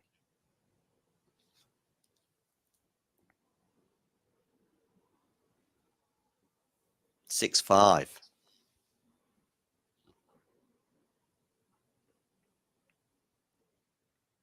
I think Damien is frozen. It could be his. No, Are you there? I'm You're not there. I think frozen. your image is No. frozen, but you're still verbally there. Oh, my image is frozen. Okay. Has the match Oh flipped? yeah. How should I know? I don't know. Feels a real shift there with, I think, 13 of the last 16 points going the way of the Belarusian. But we'll see. We'll see. Please do hit the subscribe button while you tune in, because we're very close to 3,000 subscribers. Damien's response to has the match flipped? How should I know? Very amusing. Let me know in the live chat what you think. Yeah, Ghosty's finding it all very amusing anyway. Well, good. I'm glad that we bring some entertainment to you guys. That's what we're here for. Ghosty, you guys are hilarious. So yeah, you're not going to commit either way on whether the match has flipped or not. Because it's not a prediction that would make any like that would actually hold any meaning, you know. It's gonna hold any meaning after the next game. But right now it's just guessing, you know. We can all see that Sabalenka has like the momentum of her, but momentum, momentum. It's just 4 points, you know. A game can be just 4 points, and it's really plenty of randomness too. She hit that forehand on the rise, just like she was doing earlier on in the match. So that's a welcome sign for Madison as she tries to sort of arrest this slide of I'm thinking 3 games in a row for Sabalenka, something like that. Sabalenka in this rally here, backhand from Aryna, forehand Sabalenka, decent depth from Aryna. That there was a shot there that I was thinking slice, but she didn't. Now she just sliced actually. Forehand, and it's a backhand from Keys into the net. Damien won't say it, but I will say momentum shift. Of course, it could all be done in 5 minutes from now in a comfortable tiebreak win for Madison, but there has been a shift from the moment that Madison stepped out to serve for the match.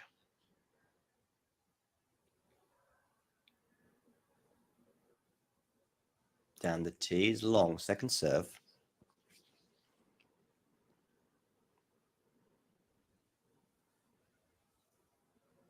Second serve needs to be attacked. It is attacked, and attacked enough to win the point, 15-30. Damien's still not going to move from that stance of a momentum shift. Sabalenka's going to have to win the set before he. I mean, I told you that we all know that Sabalenka has all the momentum. It's just you know, it doesn't have to result in a game that she wins or she loses. It's still very random. 15-40, 2 set points. Oh, looking glum, looking very glum, and understandably so. Somebody yawning there in the crowd. First serve ace.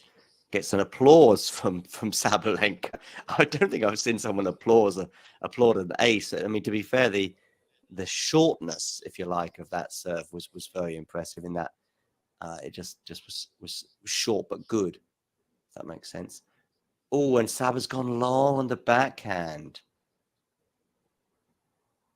Juice. Max there talking about the calendar slam. Yeah, it was there. It's been there, but you know, 2 slams out of 4, if that's how it pans out, will still be mightily impressive. Long way to go, though. She's a long way from that.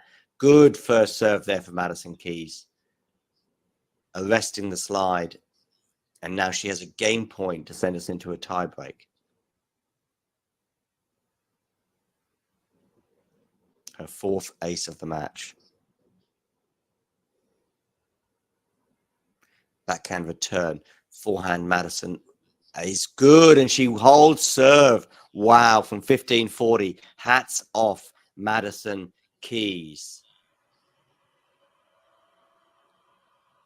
And we're into a tiebreak.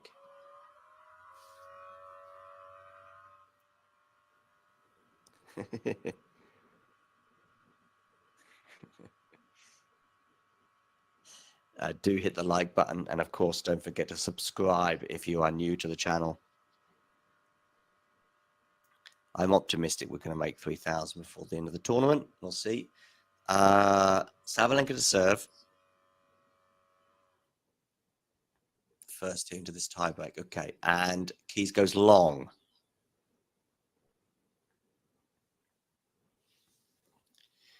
So 1-love. Over to you, Madison. Beer done.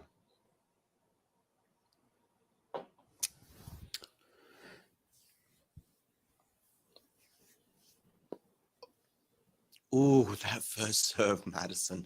So far out. Second serve here. Aryna attacks it, of course, but doesn't get it over the net. 1-1. Yeah. And that's, you know, she has to treat it as like a missed opportunity already. The two set points as well. The ace from Keys and the first serve that was actually so spinning too. Had great placement. I guess no real opportunities to actually take the set, but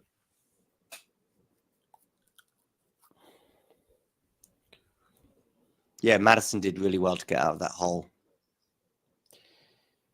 She does not do very well on the third point in the tiebreak, though. Where is her head at right now? I mean, it can't be that great. Yeah, I'm feeling a bit for her, actually. Let's see. I mean, I'm feeling for her. Of course, in 2 minutes from now, she could have won the match in her second Grand Slam final, but we'll see. Forehand Aryna, backhand slice. Oh, great. Oh! That's landed out, right? Yes. Wow. Oh, dear. I mean, she did everything right in this. That slice, I don't know if she meant it, but it actually lured Sabalenka forward to the net, but on Keys' terms. And I mean, good reflexes for both of them. Just that last volley, that was again just really tense. Oh, it's going to land in, is it? No. No. A miss-hit return from Madison Keys, and we're now at 4-1. Sabalenka, I wonder if she's thinking to herself, this is what people are thinking down the other end of the net when I'm having a sort of a moment, if you like, in semi-finals or big matches. You know, you can feed off your opponents. Is that a winner? Bloody hell. No, it's gone wide. Oh, I see. I thought that might have landed in. 5-1 now. 5-1. Aryna's getting a bit of a, not taste of her own medicine, but just so many times you've seen Aryna in tough semi-finals at Wimbledon and the US Open, and advantages slipping through her hands. US Open twice, of course. French Open this year, when, of course, she was a double breakup in the deciding set over Mukova. And Mukova probably started to feed off the collapse from the other end of the net. Today, it's Sabalenka, maybe. At least in this tiebreak. 1-5, second serve. Forehand return is pretty good from Aryna. Backhand from Aryna. Backhand from each player right now. They're exchanging backhands. Keys, nets. I'm feeling really bad for Madison right now. I was sort of pulling for Aryna to sort of make the match close in the early stages of the second set. And now it's like, oh, this could be very painful. I mean, it could be up there with the sort of no-show in that US Open final that we touched on earlier. And Sabalenka wins the set. 7-1 in the tiebreak. 7-1 in the tiebreak after an unreturnable serve. So we're going to go to a third set. Well, the first time since for about 2 or 3 days, we were actually going to have a deciding set. I think the last time we had it was for Yannick Sinner against Alex Zverev on the singles side. That makes sense. That was 3 days ago. Yeah, it's really hard to trust Keys right now after that tiebreak. Now it's her SOS. Now it's her turn to take the toilet break. Yeah. I mean, at the end of the first set, Aryna rushed off pretty quickly, but yeah, it is time for Madison to have a reset. Weirdly enough, bearing in mind that 10 minutes ago everything was just could not have been better. And I don't see this being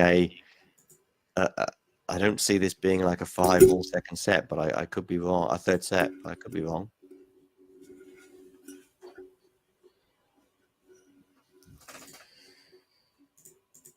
Well, she has collapsed completely.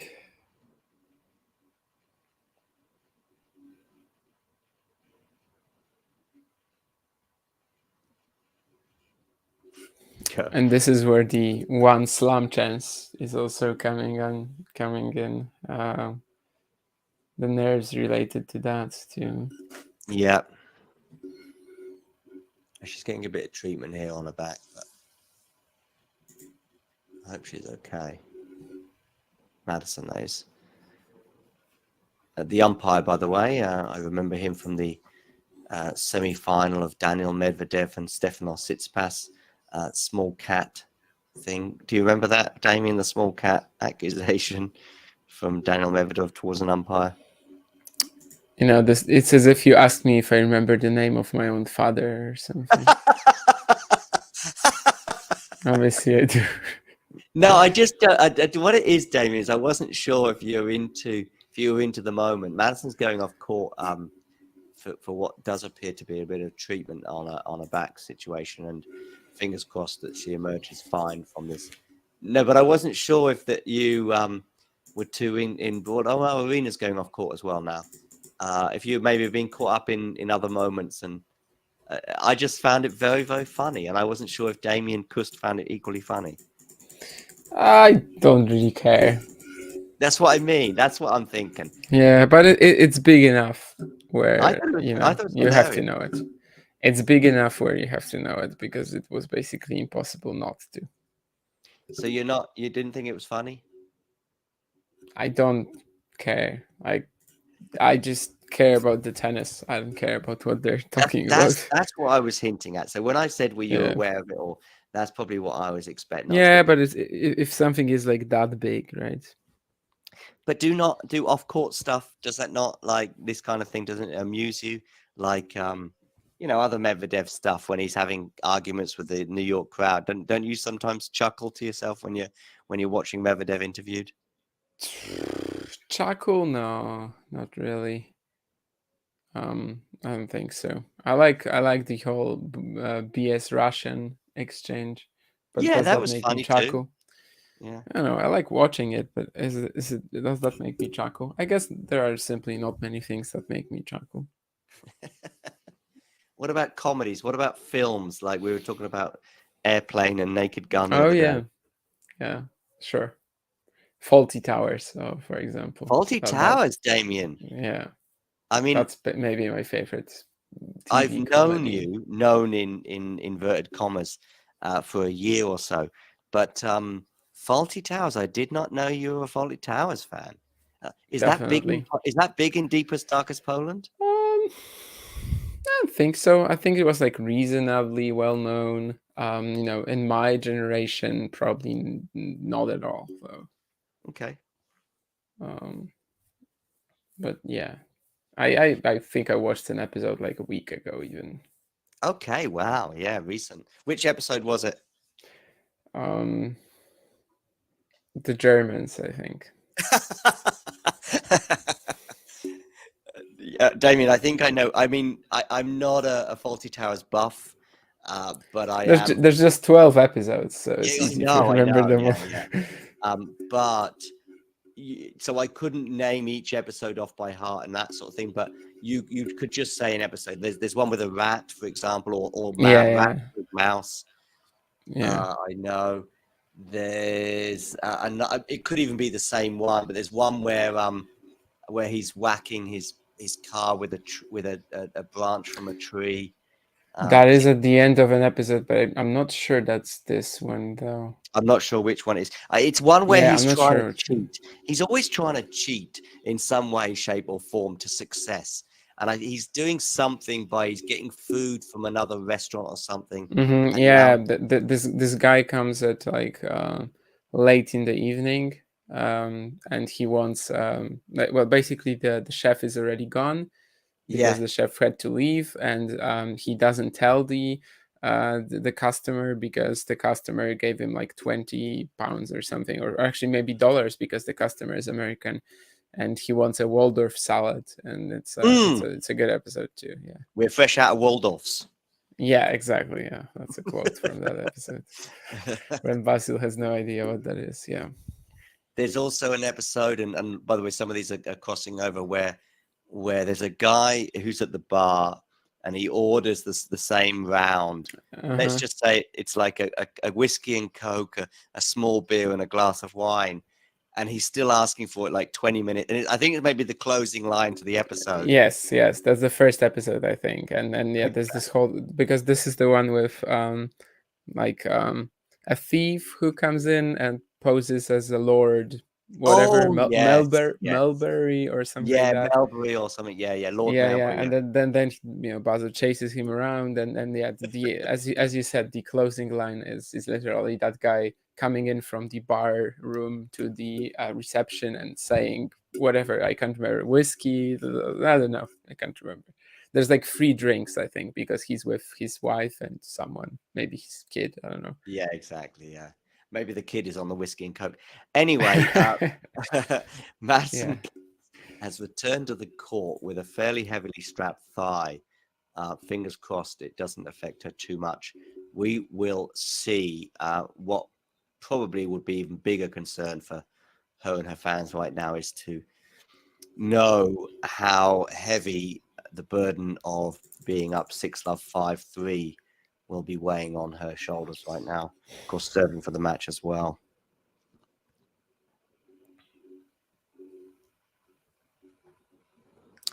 Indeed, Terry, indeed. Forehand return here from Sabalenka is decent, but Keys should have probably dealt with that a bit better. 15-all.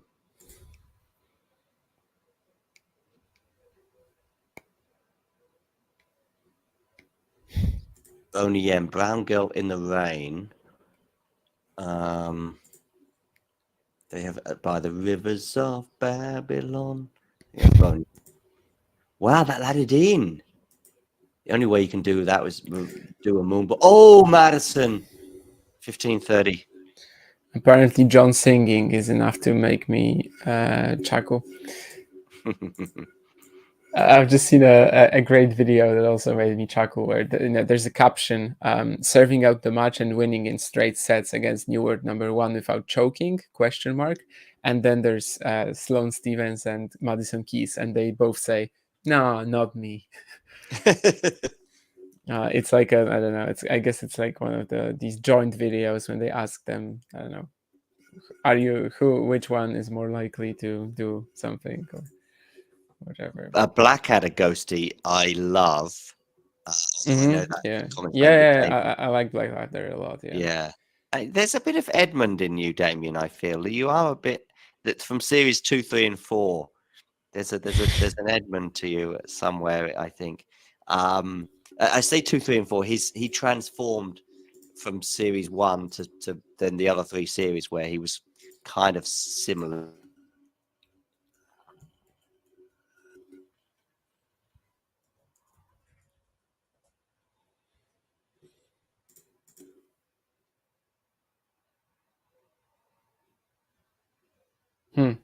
I cannot hear you now. But is that a me problem?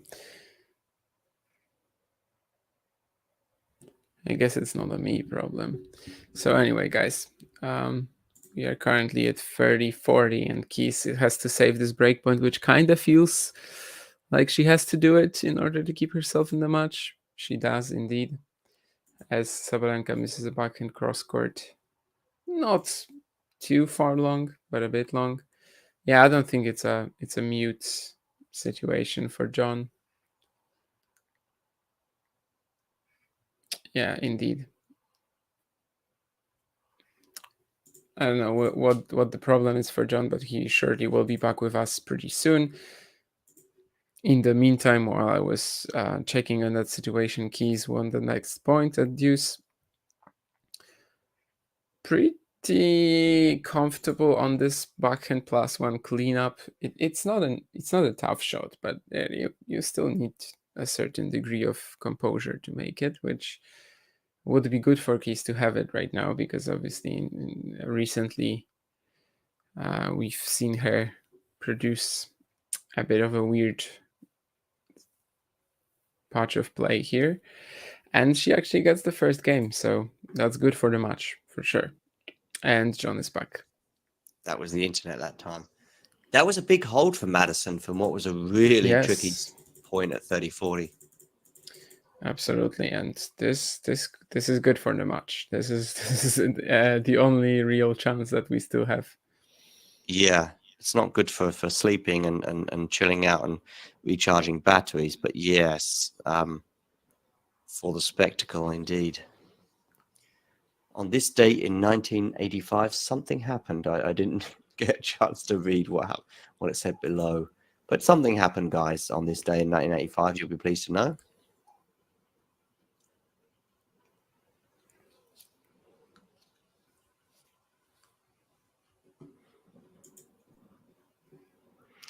Peaches, I feel as though that might end up happening, that Saba does go into beast mode, into poet warrior mode. She does start the second game of the set with a pretty great backhand winner. Wasn't confused with the net court there, just goes in for the kill. I think Madison Keys sort of went thinking she's going to go cross court here, which I must admit I thought she was going to do the same. But she goes down the line.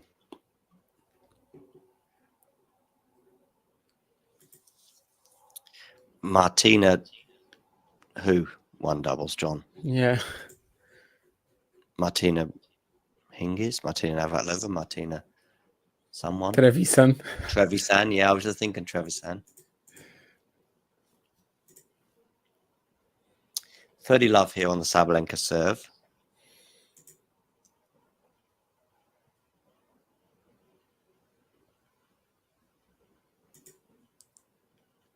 Saba goes down the tee, and it's an ace, 40 love.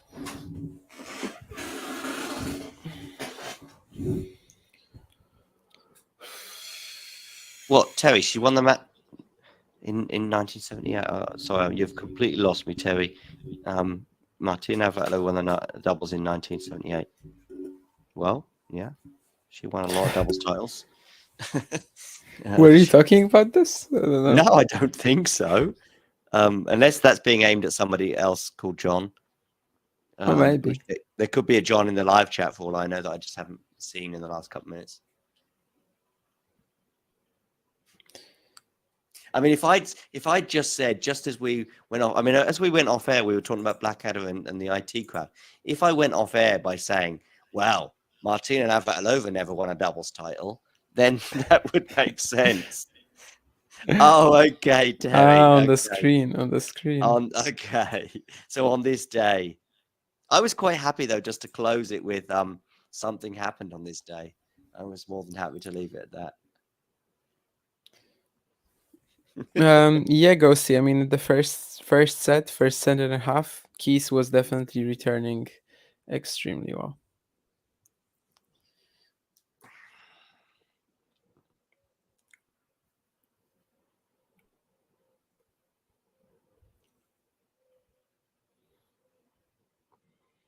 If those of you eagle-eyed out there and aware of some of the interviews we've had on the channel as well, you see the data analyst guy, Shane Leonage, I think his name is, in the Sabalenka team. They're just on the second row.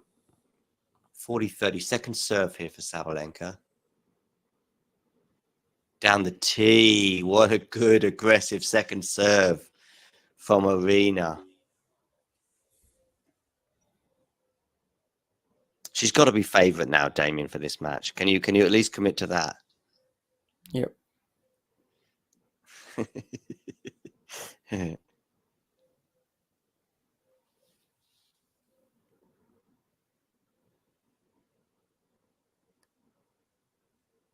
What, Max, Mhm. what are yakisoba noodles? I'm guessing it sounds rather Japanese to me. Do they help internet coverage or just keep you awake? Are they full of caffeine? Love 15 here on the Madison Keys. On the Madison Keys? On the Madison Keys serve.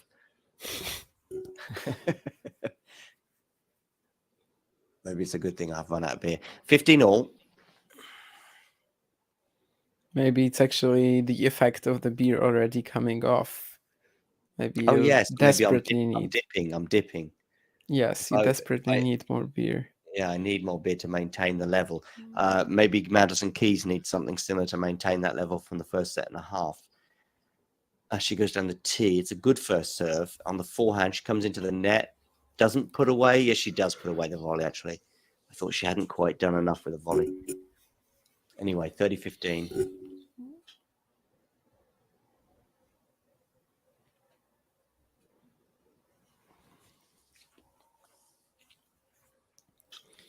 Peaches is happy with the Saba revival.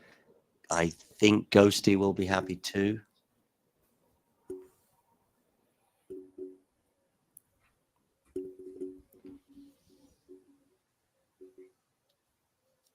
I'm okay with it, but I just fear for Madison that. Wow. I mean, the short slices turned drop shots today have been pretty wild for Keys, and Sabalenka is also clapping that was lovely. her racket. That was lovely. Yeah, Sabalenka clapping.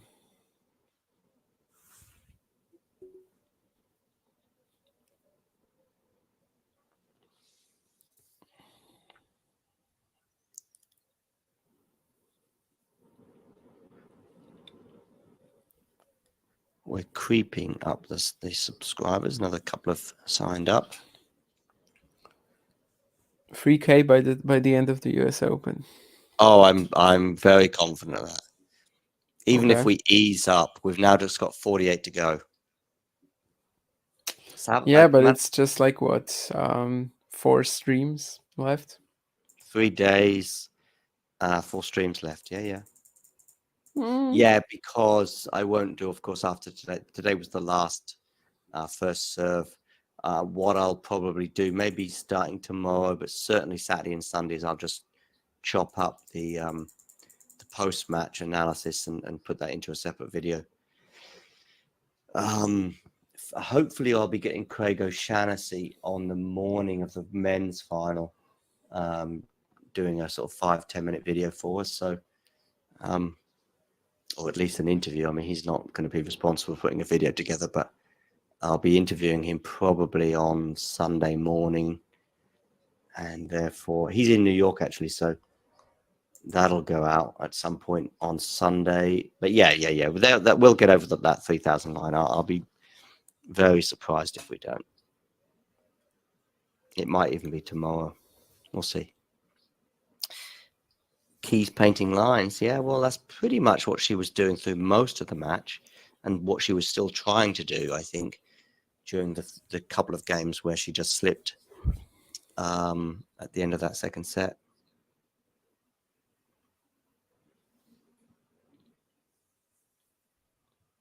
It really was, Ghosty. It really was. Max, to the best of my knowledge, Starbucks don't serve beer. Although I think in McDonald's, in some places, you can get beer. I think in France, maybe you can.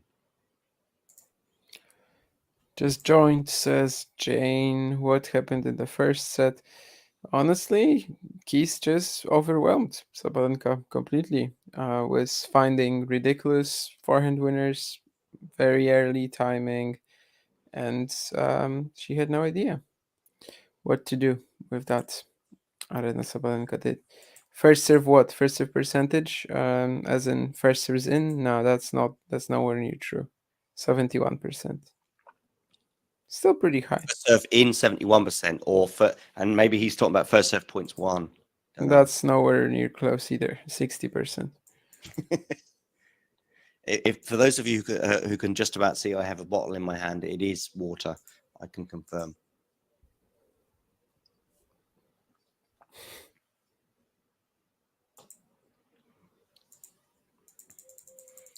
Max confirming that cafes other than Starbucks do exist.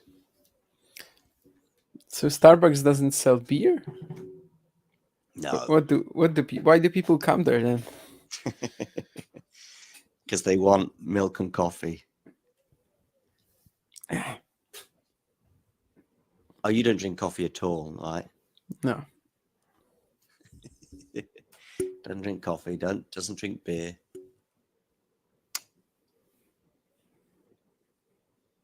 Water's overrated. Oh, Aryna.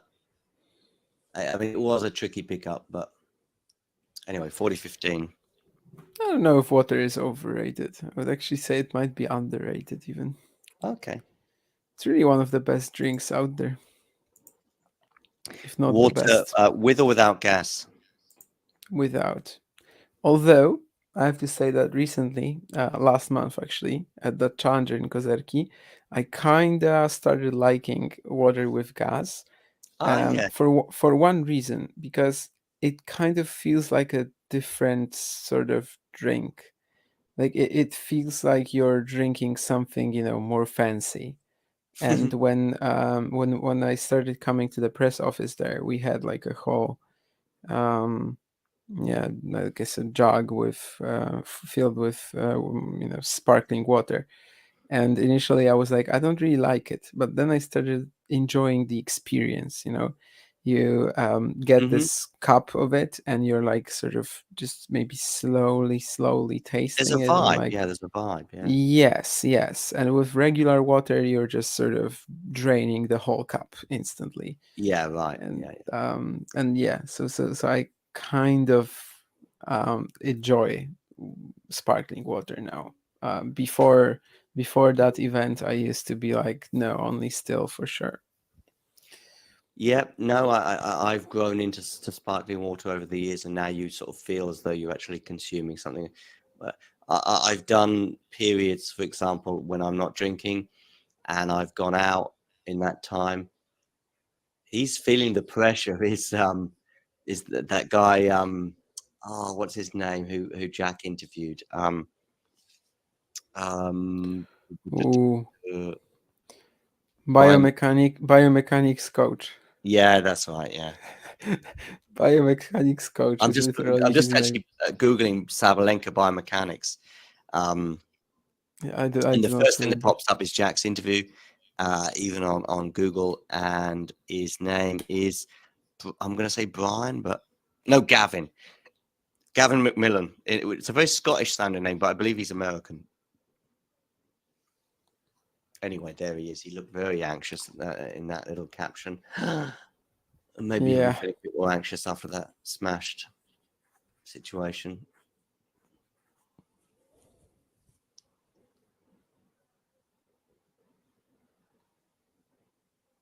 He even looks Scottish. Yeah, I know. And he was interviewed by Jack Edward, Yeah. Glaswegian.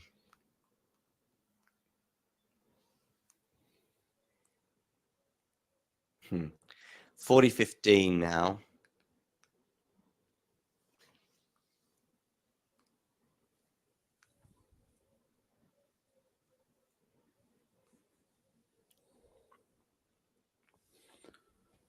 Fizzy water, ghosty, is what we mean.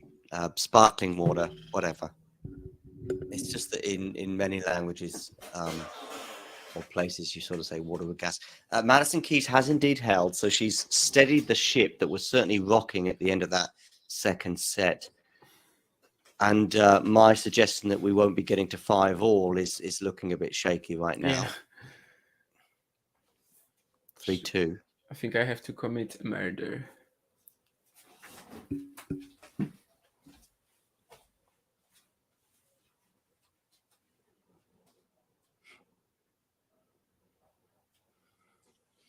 Let me know in the live chat, who do you see winning this match now? And it's really, really, really nip and tuck.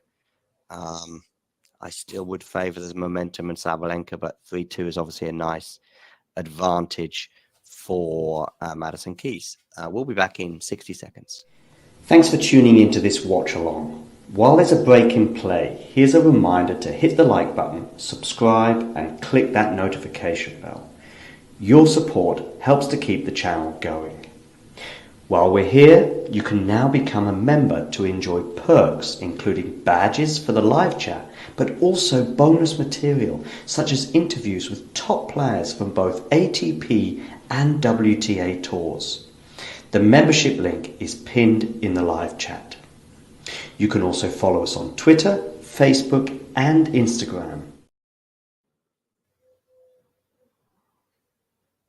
There we go. We are back. Okay, cool. So Sabalenka to serve, 2-3. Pressure back on you, Aryna. Okay. Blood on my hands. I'm back. Yeah, Terry. I mean, if in Germany, if you just ask for a water, probably they will assume it's with gas. Actually. Aryna putting that forehand into the net. It's funny. I like all four women's semi-finalists, and there's a nice story with all of them and stuff. And so with Coco and Mukova, when Mukova was down, I was starting to think, oh, Mukova get back in this. But then perhaps if it got too tight, maybe I'd have gone back towards Coco. But now with this match as well, I'm just a bit worried for Keys. But then she steadied the ship, to be fair. Love 15.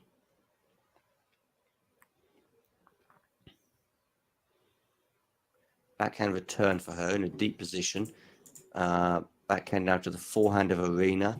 And Aryna goes long on the forehand. She's going to change her racket again.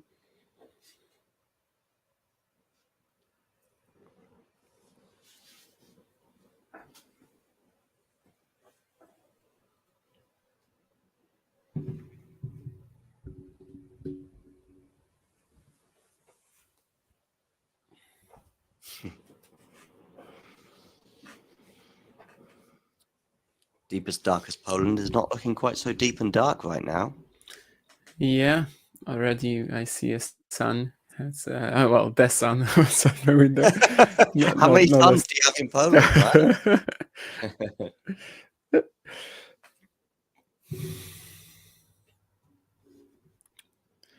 right? You know, the sun is a newspaper. A sun is the thing outside my window. There you go. Yeah. Is that a double fault? It is. Love 40 now. Love 40. 3 break points for Madison Keys. Yeah, Keys is like holding up in this match right now, even after losing that second set, you know, with obviously a massive choke. But right now she's not really playing like she was in the first set, right? She's sort of holding up even when she kind of had to Yep. cool off a little, like a little bit, you know, just Yep. not stop going for every single shot. Yep. And it's also working out for her. So yeah, good decision. would 15-40 be a was fantastic win for her. Yeah, if Absolutely, she yeah. got there. And an equally brutal loss if she loses that. Yeah.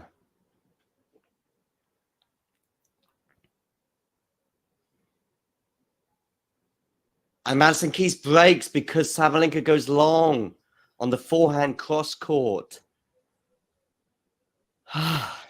Another twist. Another twist.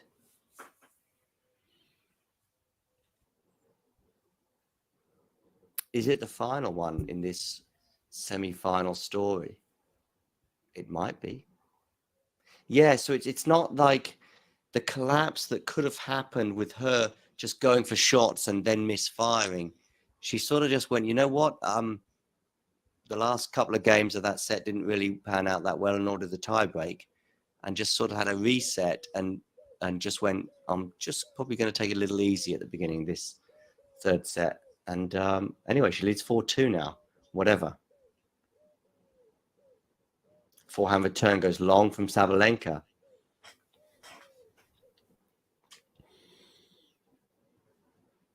Sometimes I say that the score line doesn't tell you everything, but actually I think that the 2 sets kind of do, especially if you add in the knowledge that Keys was serving for it at 5-3. The scoreline kind of does. There's a small cat. But don't mention that story to Damien because he won't chuckle. 15 love, Madison Keys. Forehand return is big from Saba. Really big and too hot to handle. 15 all.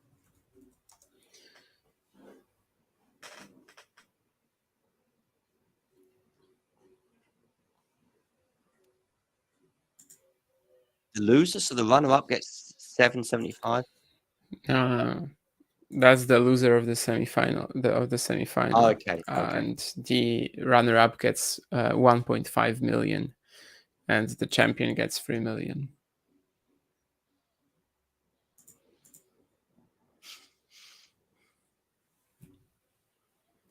I think Nurlan might be in Russia or somewhere out that way, like Kazakhstan or. I always pictured him as someone from Kazakhstan. I don't know why. Maybe it's the not timing true would at also all. work. Look, it's like But probably 7, 8, 9 o'clock in the morning. I don't know. Yeah, I don't know. I never really thought of it about the timing, I guess, but I don't know. For some reason, I do think he's from Kazakhstan. I don't know why. Yeah. Maybe it's something that I actually saw somewhere on, I don't know, on Twitter or something, or maybe it's just something I came up with, and it's actually not true at all. But I always pictured him as Kazakhstani. I don't know why. Nurlan says he's happy that Saba's getting whooped. However, that's the absolute worst time you should say that because she's now at 15. She's now got 15-40. And a second serve, I believe, to look at here from Madison Keys. So she could be about to break back again. Maybe Nurlan is back in a forehand return here is good and big, and we're back on serve. Just when I was suggesting we might not have any twists, we have another twist in this pretty incredible story of this match.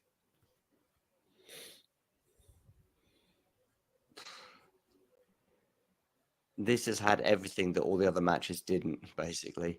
I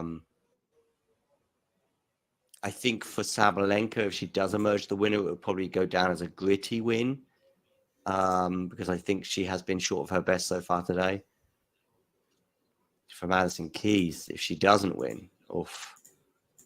Yeah, that's I mean, that's a potentially like career killer there. Yeah, Like, yeah, I'm not saying she's not gonna be among the top 20 women, best players on the planet for the foreseeable future. I'm just saying, like, her slam winning chances would decrease greatly if she loses this one. Not only because she misses out on a chance, which does not happen to her all that often, but also because it would hurt. It would be something that in the potential like next semi could yeah, be enough baggage to stop her from yeah. winning again. Who is the woman sitting next to Lindsay Davenport? I don't know. We'd have to take a look at whenever they're showing Maddie's box, but I also am not sure if I'm gonna know her. So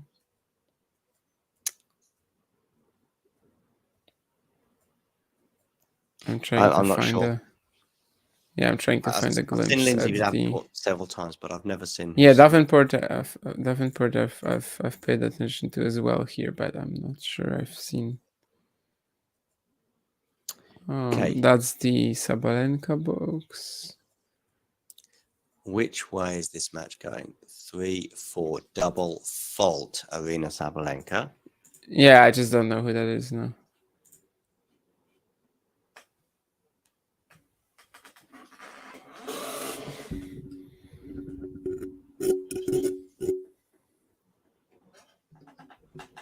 Four double faults from Aryna so far today. Nothing too tragic, I would suggest. But anyway, love 15 goes down the T. Almost perfect, but almost is not perfect. So she's going to have a second serve here.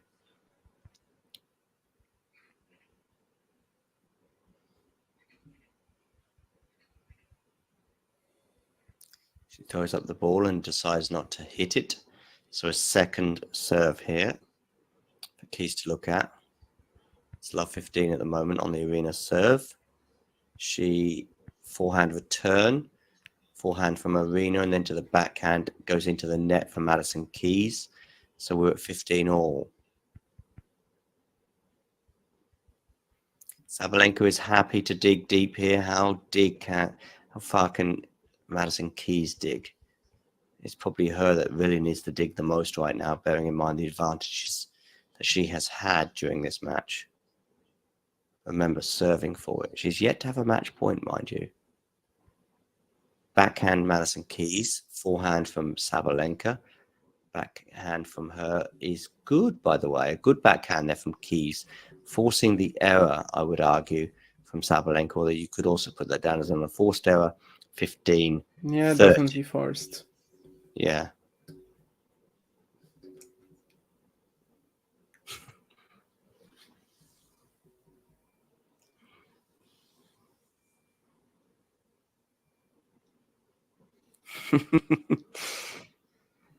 Oh, there's some, another like incredible defense from Keys. Keys. This is me at 6 a.m. Again, like very efficient, even if not really textbook, and with some weird movement. But she eventually loses the point on that drop shot, just 30. wide.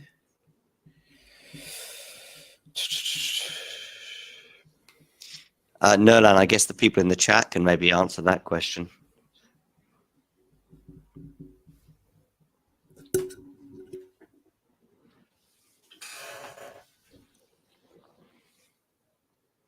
And Nerlan, we're still trying to track you down in which country you are. We don't need to know too many details, but just a country would be good. Yeah, Kazakhstan does make sense for me. Coming into the net here, Saba. She gone wide with that. I think she has. 30-40.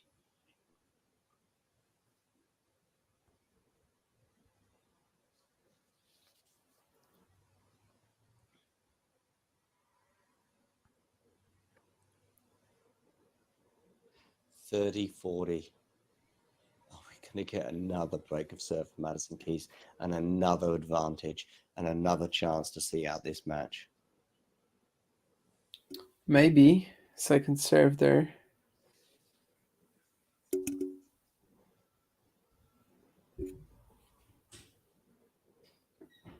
Second serve, Sabalenka. Bouncing the ball. Saying something like, it's going to be fine. Okay, let's see how fine this second serve pans out. She goes for it, I would suggest. Yeah. Forehand, Sabalenka. Keys on the defense. Sabalenka into the net. Puts the backhand away. Look at the delight mixed with relief on her face. She shakes her head. I don't know quite why. Breathes heavily. It was a big point. Maybe the biggest of the match so far. Nurlan is calling for a break. Don't think that's how it works, Nurlan, but we'll see.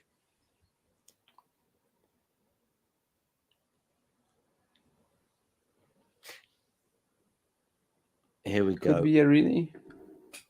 Okay. Forehand return is sweet, but it's not a winner. Forehand is pretty good. And there she comes into the net. Madison Keys, the volley. Is that going to land out? It is. So we've got another break point for Madison Keys. Trying to deliver on Nurlan's request. Yeah, pretty much. But I think your rise to stardom, Nurlan, has been even more, even faster, even quicker than Coco. Yeah, right. Because when Coco Gauff was winning Washington, Madison was Nurlan was nowhere to be seen. It was zero. But now Nurlan is something else. Okay, break point here for Madison Keys. Goes on the tee with the first serve there, Sabalenka. She's in charge of this point, and she wins the point thanks to a lovely volley. Yeah, some great points here now. Pardon? Some great points here now. The match firing up right as it enters its final stages. Yeah, because I mean, Madison made her work with that. I mean, it's an okay passing shot, especially she's on the run with that. Yeah. There wasn't that much she could do from that position. No. Yeah. And she made her work, and work she did. We're back at deuce. That kind of return, the forehand now for Aryna. All the forehand from Madison's into the net. And now we have a game point for Aryna Sabalenka. Sumit Nagal is up early, 6:29 a.m. He posts a hot shot from his yesterday's match. And he's posting his own hot shot. Yeah. Okay. He posts a lot of that on Twitter, and also often like invites people to watch his matches, which I think is great. And he's playing today he's playing today in like, let's say 8 hours more or less. So that's surprising that he's already up. Really good point there from Aryna Sabalenka. Maybe he scheduled that tweet. There was a pickup like half volley she did off a really fizzing fast shot from Madison Keys that was just sensational.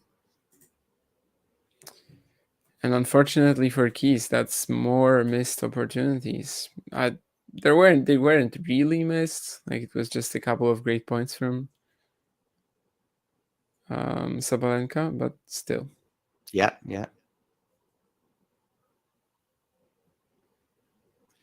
Into the rally here, and is that Keys going along? I think it is. Love 15.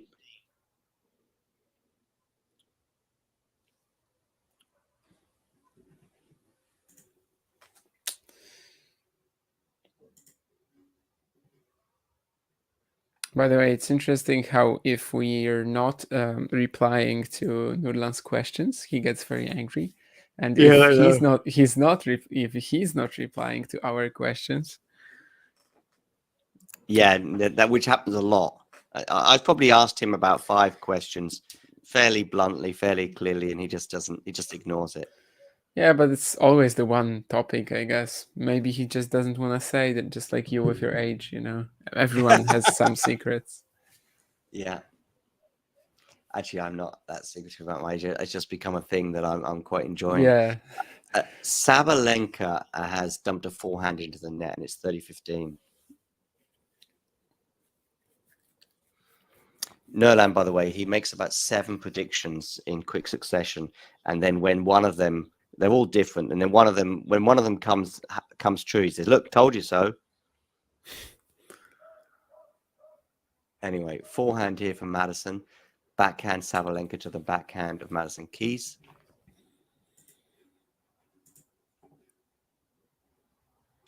Nurlan stopped, actually gave up on Keys already, it seems. Yeah. It is over. Saba is winning. Well, that is the more likely score, it seems like now. But see, we're still super, super tight. Next point could be huge for this match. I agree. And it goes Keys' way. Okay.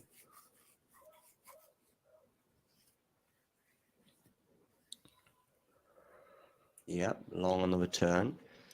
Good serve there from Madison Keys, just what the doctor ordered. The strapping that she has on the leg, I don't think has had really any noticeable difference in this third set. Backhand return.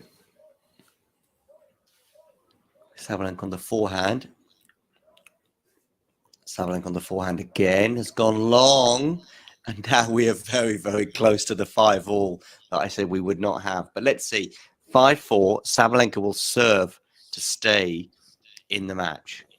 So we will see if she can do so. In the meantime, let's take a short break and let's have a quick listen to Aryna Sabalenka.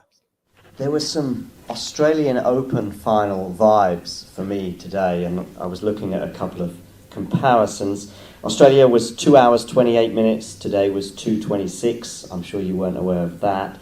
But I tell you, 4 championship points. Does that sound familiar? And were you thinking of it during that last game? Actually, yes, I was thinking when I was down with the break in the last game, I was thinking, okay, I did it at the Australia Open, so probably I'll be able to get this win this time again, and it's actually helped me to stay focused and to have this belief in myself. And yeah, definitely this match reminds a lot of Australia Open match.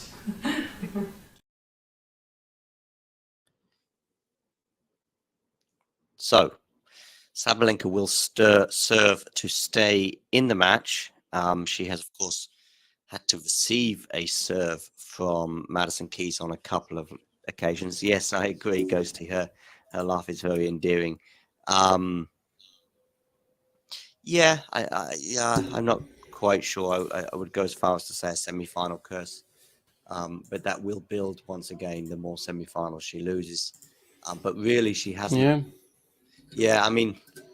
And it's also how close she was to winning all of them, you know, not converting leads in every single one of them. Really? I mean, yeah. I mean, Świątek Sabalenka, 4-2 up. Yep. In the third, Jabber, again. Yeah, she was up a set. Did she have a break in the third? I don't. But I know what you mean. I think she broke in the second, and did maybe. Yeah, set and a break. And then of course Muchova 5-2 match point. Yeah. And yeah. What about Leylah Fernandez? That semi-final. Oh, that was.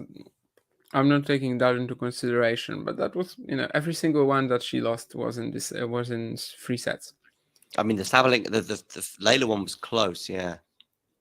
And the same against Pliskova at Wimbledon. So basically, I'm just talking about the last 5 slams, right? So you have 3 semifinals that she lost. All of them she didn't convert. She couldn't convert a big lead in, and also you have the one that she won, obviously, against Linette. Yeah.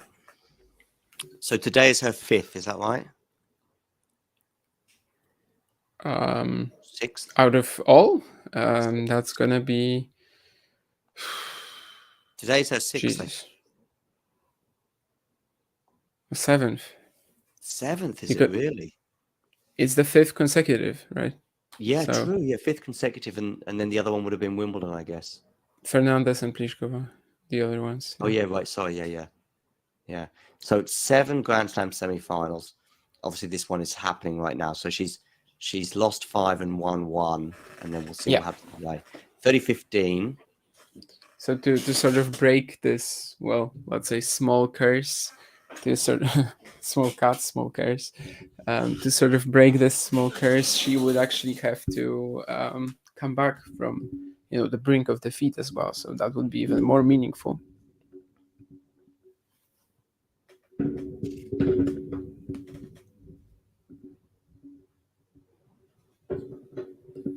Two game points here though for the 5-5 scenario, which I say will not happen, and she aces, I think. So we've got 5-all. Yes, and that's why predictions mid-match are, well, at least games-related prediction. Yeah, Predictions I know. are I'm with full you. of. I'm with you, but I also understand the temptation as well pre-match to say I think X player will win this in 4 sets, blah blah blah, and 92 points each, which is kind of interesting, of course, because we did a 6-love set. Yeah, Keys has 5 more games, but she actually has the same amount of points won. Yeah, Lovely. that's also forehand. that's because in the second set, I think she lost like 1 billion less points than Sabalenka because it was 7-1 in the tiebreak, and 7-1 in the also tiebreak, she got broken to love. even before the tiebreak, it was a huge difference. Yeah. Okay.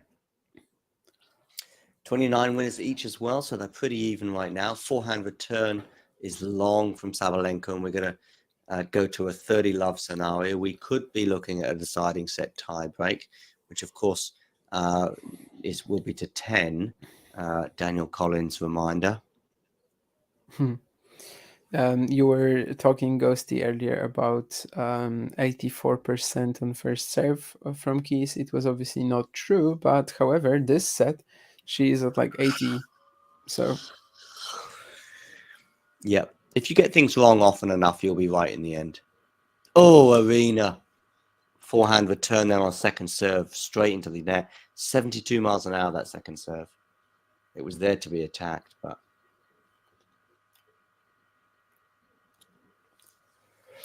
for those of you just tuning in, make sure you hit the like button. And if you are new to the channel, please click subscribe. Forehand return for Aryna.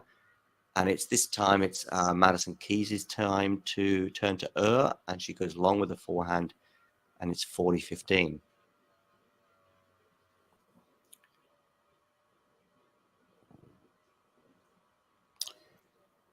and that's gonna be another great serve. So 6-5.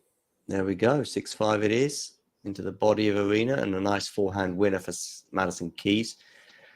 So 6 games to 5, super close to the end now, one way or another, which I believe was a song by Blondie, which brings us full circle. There is a question here from Nerland, but maybe we just don't decide to answer it. I don't know, it's up to you. It's a question for you, Damien. What's the question? Is it interesting? It's on the screen right now. You need to scroll up a little bit to see it. But No, I did not go to the same school with Iga. No, Poland is not that small. I have no idea what grades she had. Iga is like 2 years younger than me, I think. Yeah, definitely. So, and also she's from, well, I don't know. She went to school. She is like, her hometown is very near Warsaw, and I never went to school there. So, at some point, I imagine she also was not going to school that much anymore, and yeah, right, just driving around tournaments and stuff and training. Ghosty rightfully praising the serve +1 there from Madison Keys. Absolutely. No, unfortunately, I'm 24, but I'll take it as a compliment.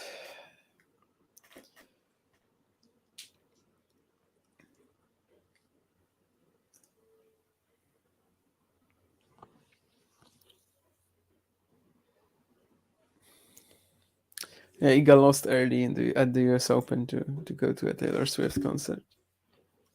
That's dedication. I would not do that even for I don't know. I wanted to name a tennis player. Let's say Roger Federer. I could actually do that for Roger Federer. So. Good to know for Roger. 15 love here, Sabalenka. I saw another video from Roger in New York a couple of days ago. I think doing something for On. So deciding set tiebreak could well be the case. I don't remember many deciding set tiebreaks in this championship. In fact, I don't think, Ghosty, there have been any. Certainly not on the men's side. There have been no deciding set tiebreak amazing matches. Damien, don't spoil it. Definitely on the men's side, there have been no deciding set tiebreaks. Have there, Ghosty? Well, maybe later in the event, but in round one, no. And certainly not involving a Bulgarian and a Croatian. Croatian? Is he not Croatian? Molchan? No. Where's he from? Slovakia. Oh, Slovakia, sorry. Ah, okay. Okay, 30 love on the Sabalenka serve. Let's bring us forward by a week. And it's going to be an ace for Aryna, 40 love. And what did I said about an hour ago, is this going to be one of those 6 love 6 7 6 7, or sorry, love 6 7 6 7 6 matches? Let's see. Let's see. An ace. She goes into the tiebreak with back-to-back aces. I think right now it's all about Madison Keys.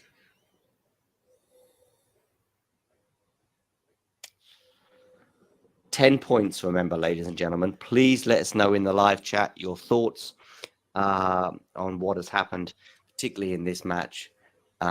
Feel free as well to comment on the Coco Gauff Mukova match. Also, of course, the protester as well who glued his feet to the ground. All comments welcome. Second serve here for Sabalenka to look at. Remember, first to 10, 2-point advantage necessary.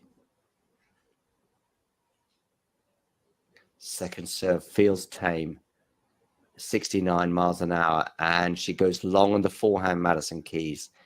And we already have a mini break advantage for Aryna Sabalenka. Who's Dave Portnoy? Who's what? Dave Portnoy. Never heard of him. I Okay, do know so Don. he has 3 million followers on Twitter, and he's been tweeting about the Sabalenka Keys match quite a lot. And yes, it seems like he is supporting Sabalenka, where he says that, for example, Sabalenka's coaches sabotaged her rackets, no other explanation. And then he also puts on some like, let's go finish her. And for example, what the hell is this fake injury? This is blatant cheating by Keys. Wow. I wanted on the record this match is under protest for the fake injury timeout that was granted to Keys. That timeout is such BS. Yeah. Anyway, he'll be very happy right now because Sabalenka's raced into a 3-love lead, consolidating the mini break. Just quickly, this comment here from Ghosty about Dante's Inferno.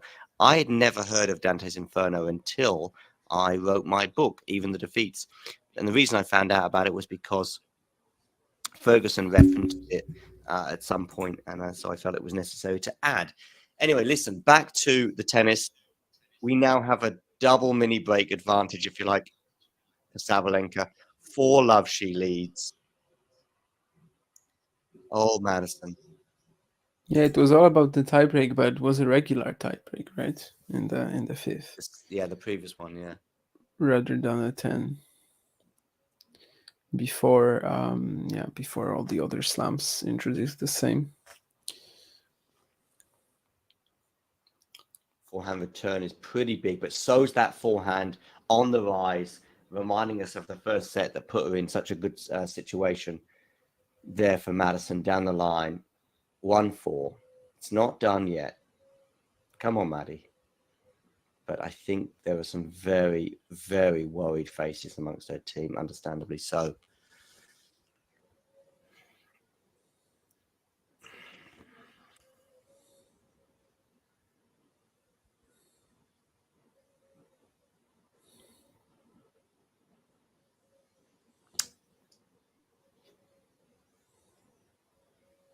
4-1. Second serve here, Sabalenka. Change of ends after this point, remember. Forehand return from Madison Keys. It's really good.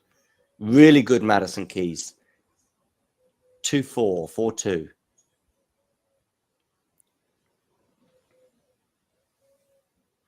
So we have a change of ends. Please hit the like button and also subscribe to the channel if you are new. Just click the subscribe button below the screen. And yeah, some other comment here from Mary. Hi, Mary. Yeah, Damien was referencing that. It does sound a bit unpleasant. Yeah, so do please hit subscribe on YouTube. It'll help us grow and also continue to bring you commentaries such as this. Okay, so Madison Keys receives a first serve. Goes big on the forehand there, but she's defending well. But can she keep defending? No, she can't. This is Aryna Sabalenka we are talking about here. 5-2 now. 5-2, forehand winner.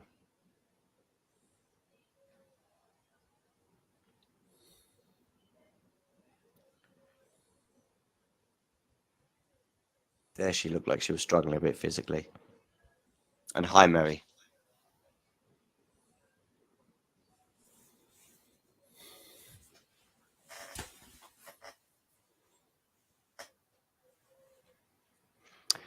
Two 5, Madison now to serve. Needs a couple of holds here desperately. Second serve. Ooh. Second serve here for Sabalenka to look at. Sabalenka goes big on the return. Wonderful backhand winner down the line. Again, taking on the rise. Again, reminding us of her qualities. 3-5.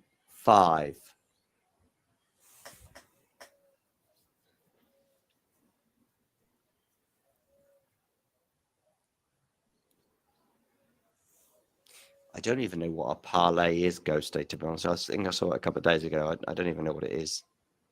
But it's some betting reference. First serve goes long from Madison Keys.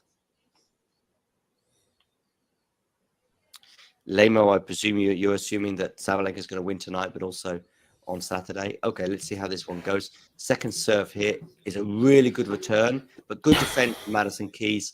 But that's just too good from Sabalenka, 6-3.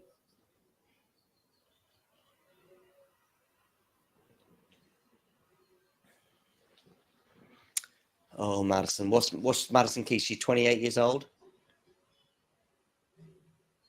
I think.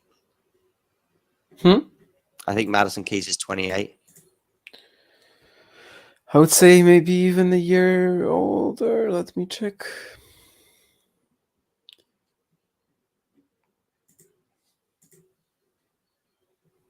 Can I check it? Okay, she is 28, yes. 95 born.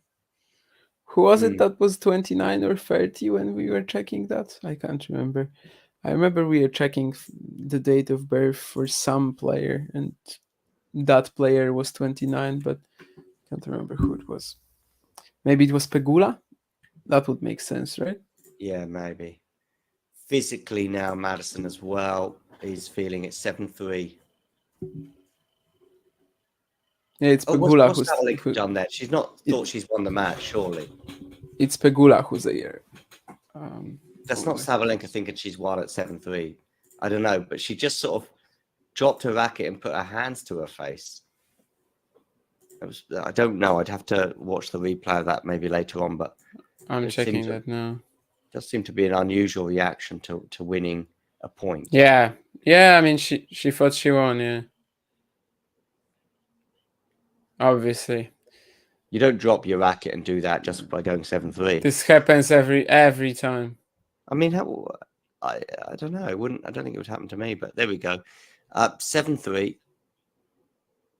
Forehand return from Madison. Backhand is wayward, and now we're 8-3. And Aryna says something to herself. I have no idea what it was because I can barely lip read Never mind if it was in Belarusian. Daniel Collins, yes, exactly. I referenced it. I think at the beginning of the tiebreak, actually. Daniel Collins' very famous moment, which was kind of funny, and thankfully for her, she still went on to win that tiebreak. And I suppose Aryna will do the same. I'm going to have a second serve here. 3-8. That's exactly what she did. And it keeps happening. Like half the 10-point tiebreaks that we see are like this. Oh, too good. Too good. We're going to have 6 match points now for Aryna Sabalenka. I mean, there was a really good sort of slice drop shot in there from Madison Keys on the defensive, but Aryna chased it down. And chased it down with interest.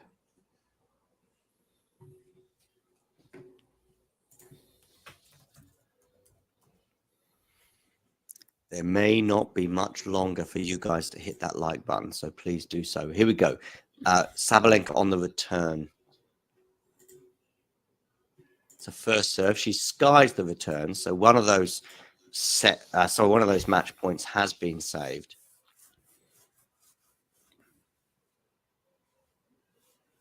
Oh, Madison. She never got to match point territory, but anyway.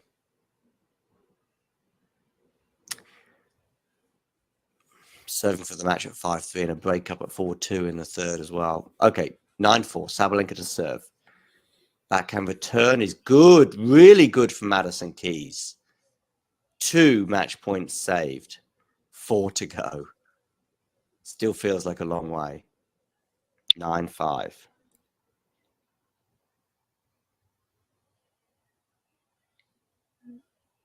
That's out. I thought that return might have been in. That's a crappy way to lose this, but 5-10. There we go. Sabalenka is through to her second Grand Slam That final. must have been really close. And then maybe it gets interesting, 6-9, 2 serves for Keys. Yeah. But yeah, I mean, Sabalenka was just a monster in these 2 tiebreaks, so there's really not that much that Keys could have done. Maybe in these in the second set tiebreak at the beginning there were a few points, but yeah. Oh, 2 very different defeats, very different score lines, very different manners. But that's now the final in 2017 against Sloane Stephens when she won 3 games across the 2 sets. And now this one, a semi-final, albeit where she was 6-love, 5-3 serving for the match. She was also 4-2 up in the deciding set and twists and turns galore. I didn't see if that thigh issue was causing her too much of an issue in the third set. I do just see her struggling a little bit as she walks down the hallway, but it really... Yeah, but she was serving so well throughout the decider, Yeah, and it only became apparent to me maybe just at the end of points in the tiebreak. I might just stay live for another 60 seconds or so. Sabalenka's about to give her on-court speech to Renee Stubbs. Kisses to the crowd, although it could be to her team, I don't know. Could be to Keys' team. Maybe she is in love with Bien Fratangelo. That would be trolling if she did that to a very great extent. Maybe she's truly in love with Bien Fratangelo. Loves his forehand, probably. I do love his forehand, so I get it if she is. She did forget it was up to 10, yeah. I mean, it was clear when you rewatched it. I'm really happy that after that reaction I was able to stay focused and I was able to finish this match because, I mean, it could be all the way around. But anyway, I mean, she played incredible tennis. It was just something like, it was just another level. Somehow, I don't know how actually I turned around this match and I won it. It really means a lot. Being in the final at the US Open for the first time, it really means a lot to me. So in her first US Open final, her second Grand Slam final in her career, and also a second one this year. I'm going to bring this to a close because it's 7 a.m. in Poland and 6 a.m. in Lisbon. And so, yeah, really, really sad for Madison, but unbelievable turnaround from Aryna's point of view. We've got an exciting final to look forward to on Saturday. I know Nick is going to bring you the commentary for that. Thank you, Ghosty, as well, and Max and Terry and Mary and Nurlan and many, many, many more. Good night, indeed, Mary. And we will see you all again tomorrow at some point or another. I know I have Nick and Jack primed for the first men's semi-final between Novak Djokovic and Ben Shelton. The second semi-final. Damien, are you okay for the second semi? Yeah, night watch has to keep going. So yeah, this is the last day when we will be needed as well, because this is the last night watch.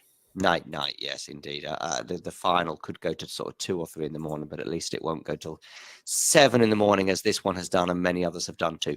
Okay, everyone, listen, Tennis World, thanks for stopping by, and you know the drill.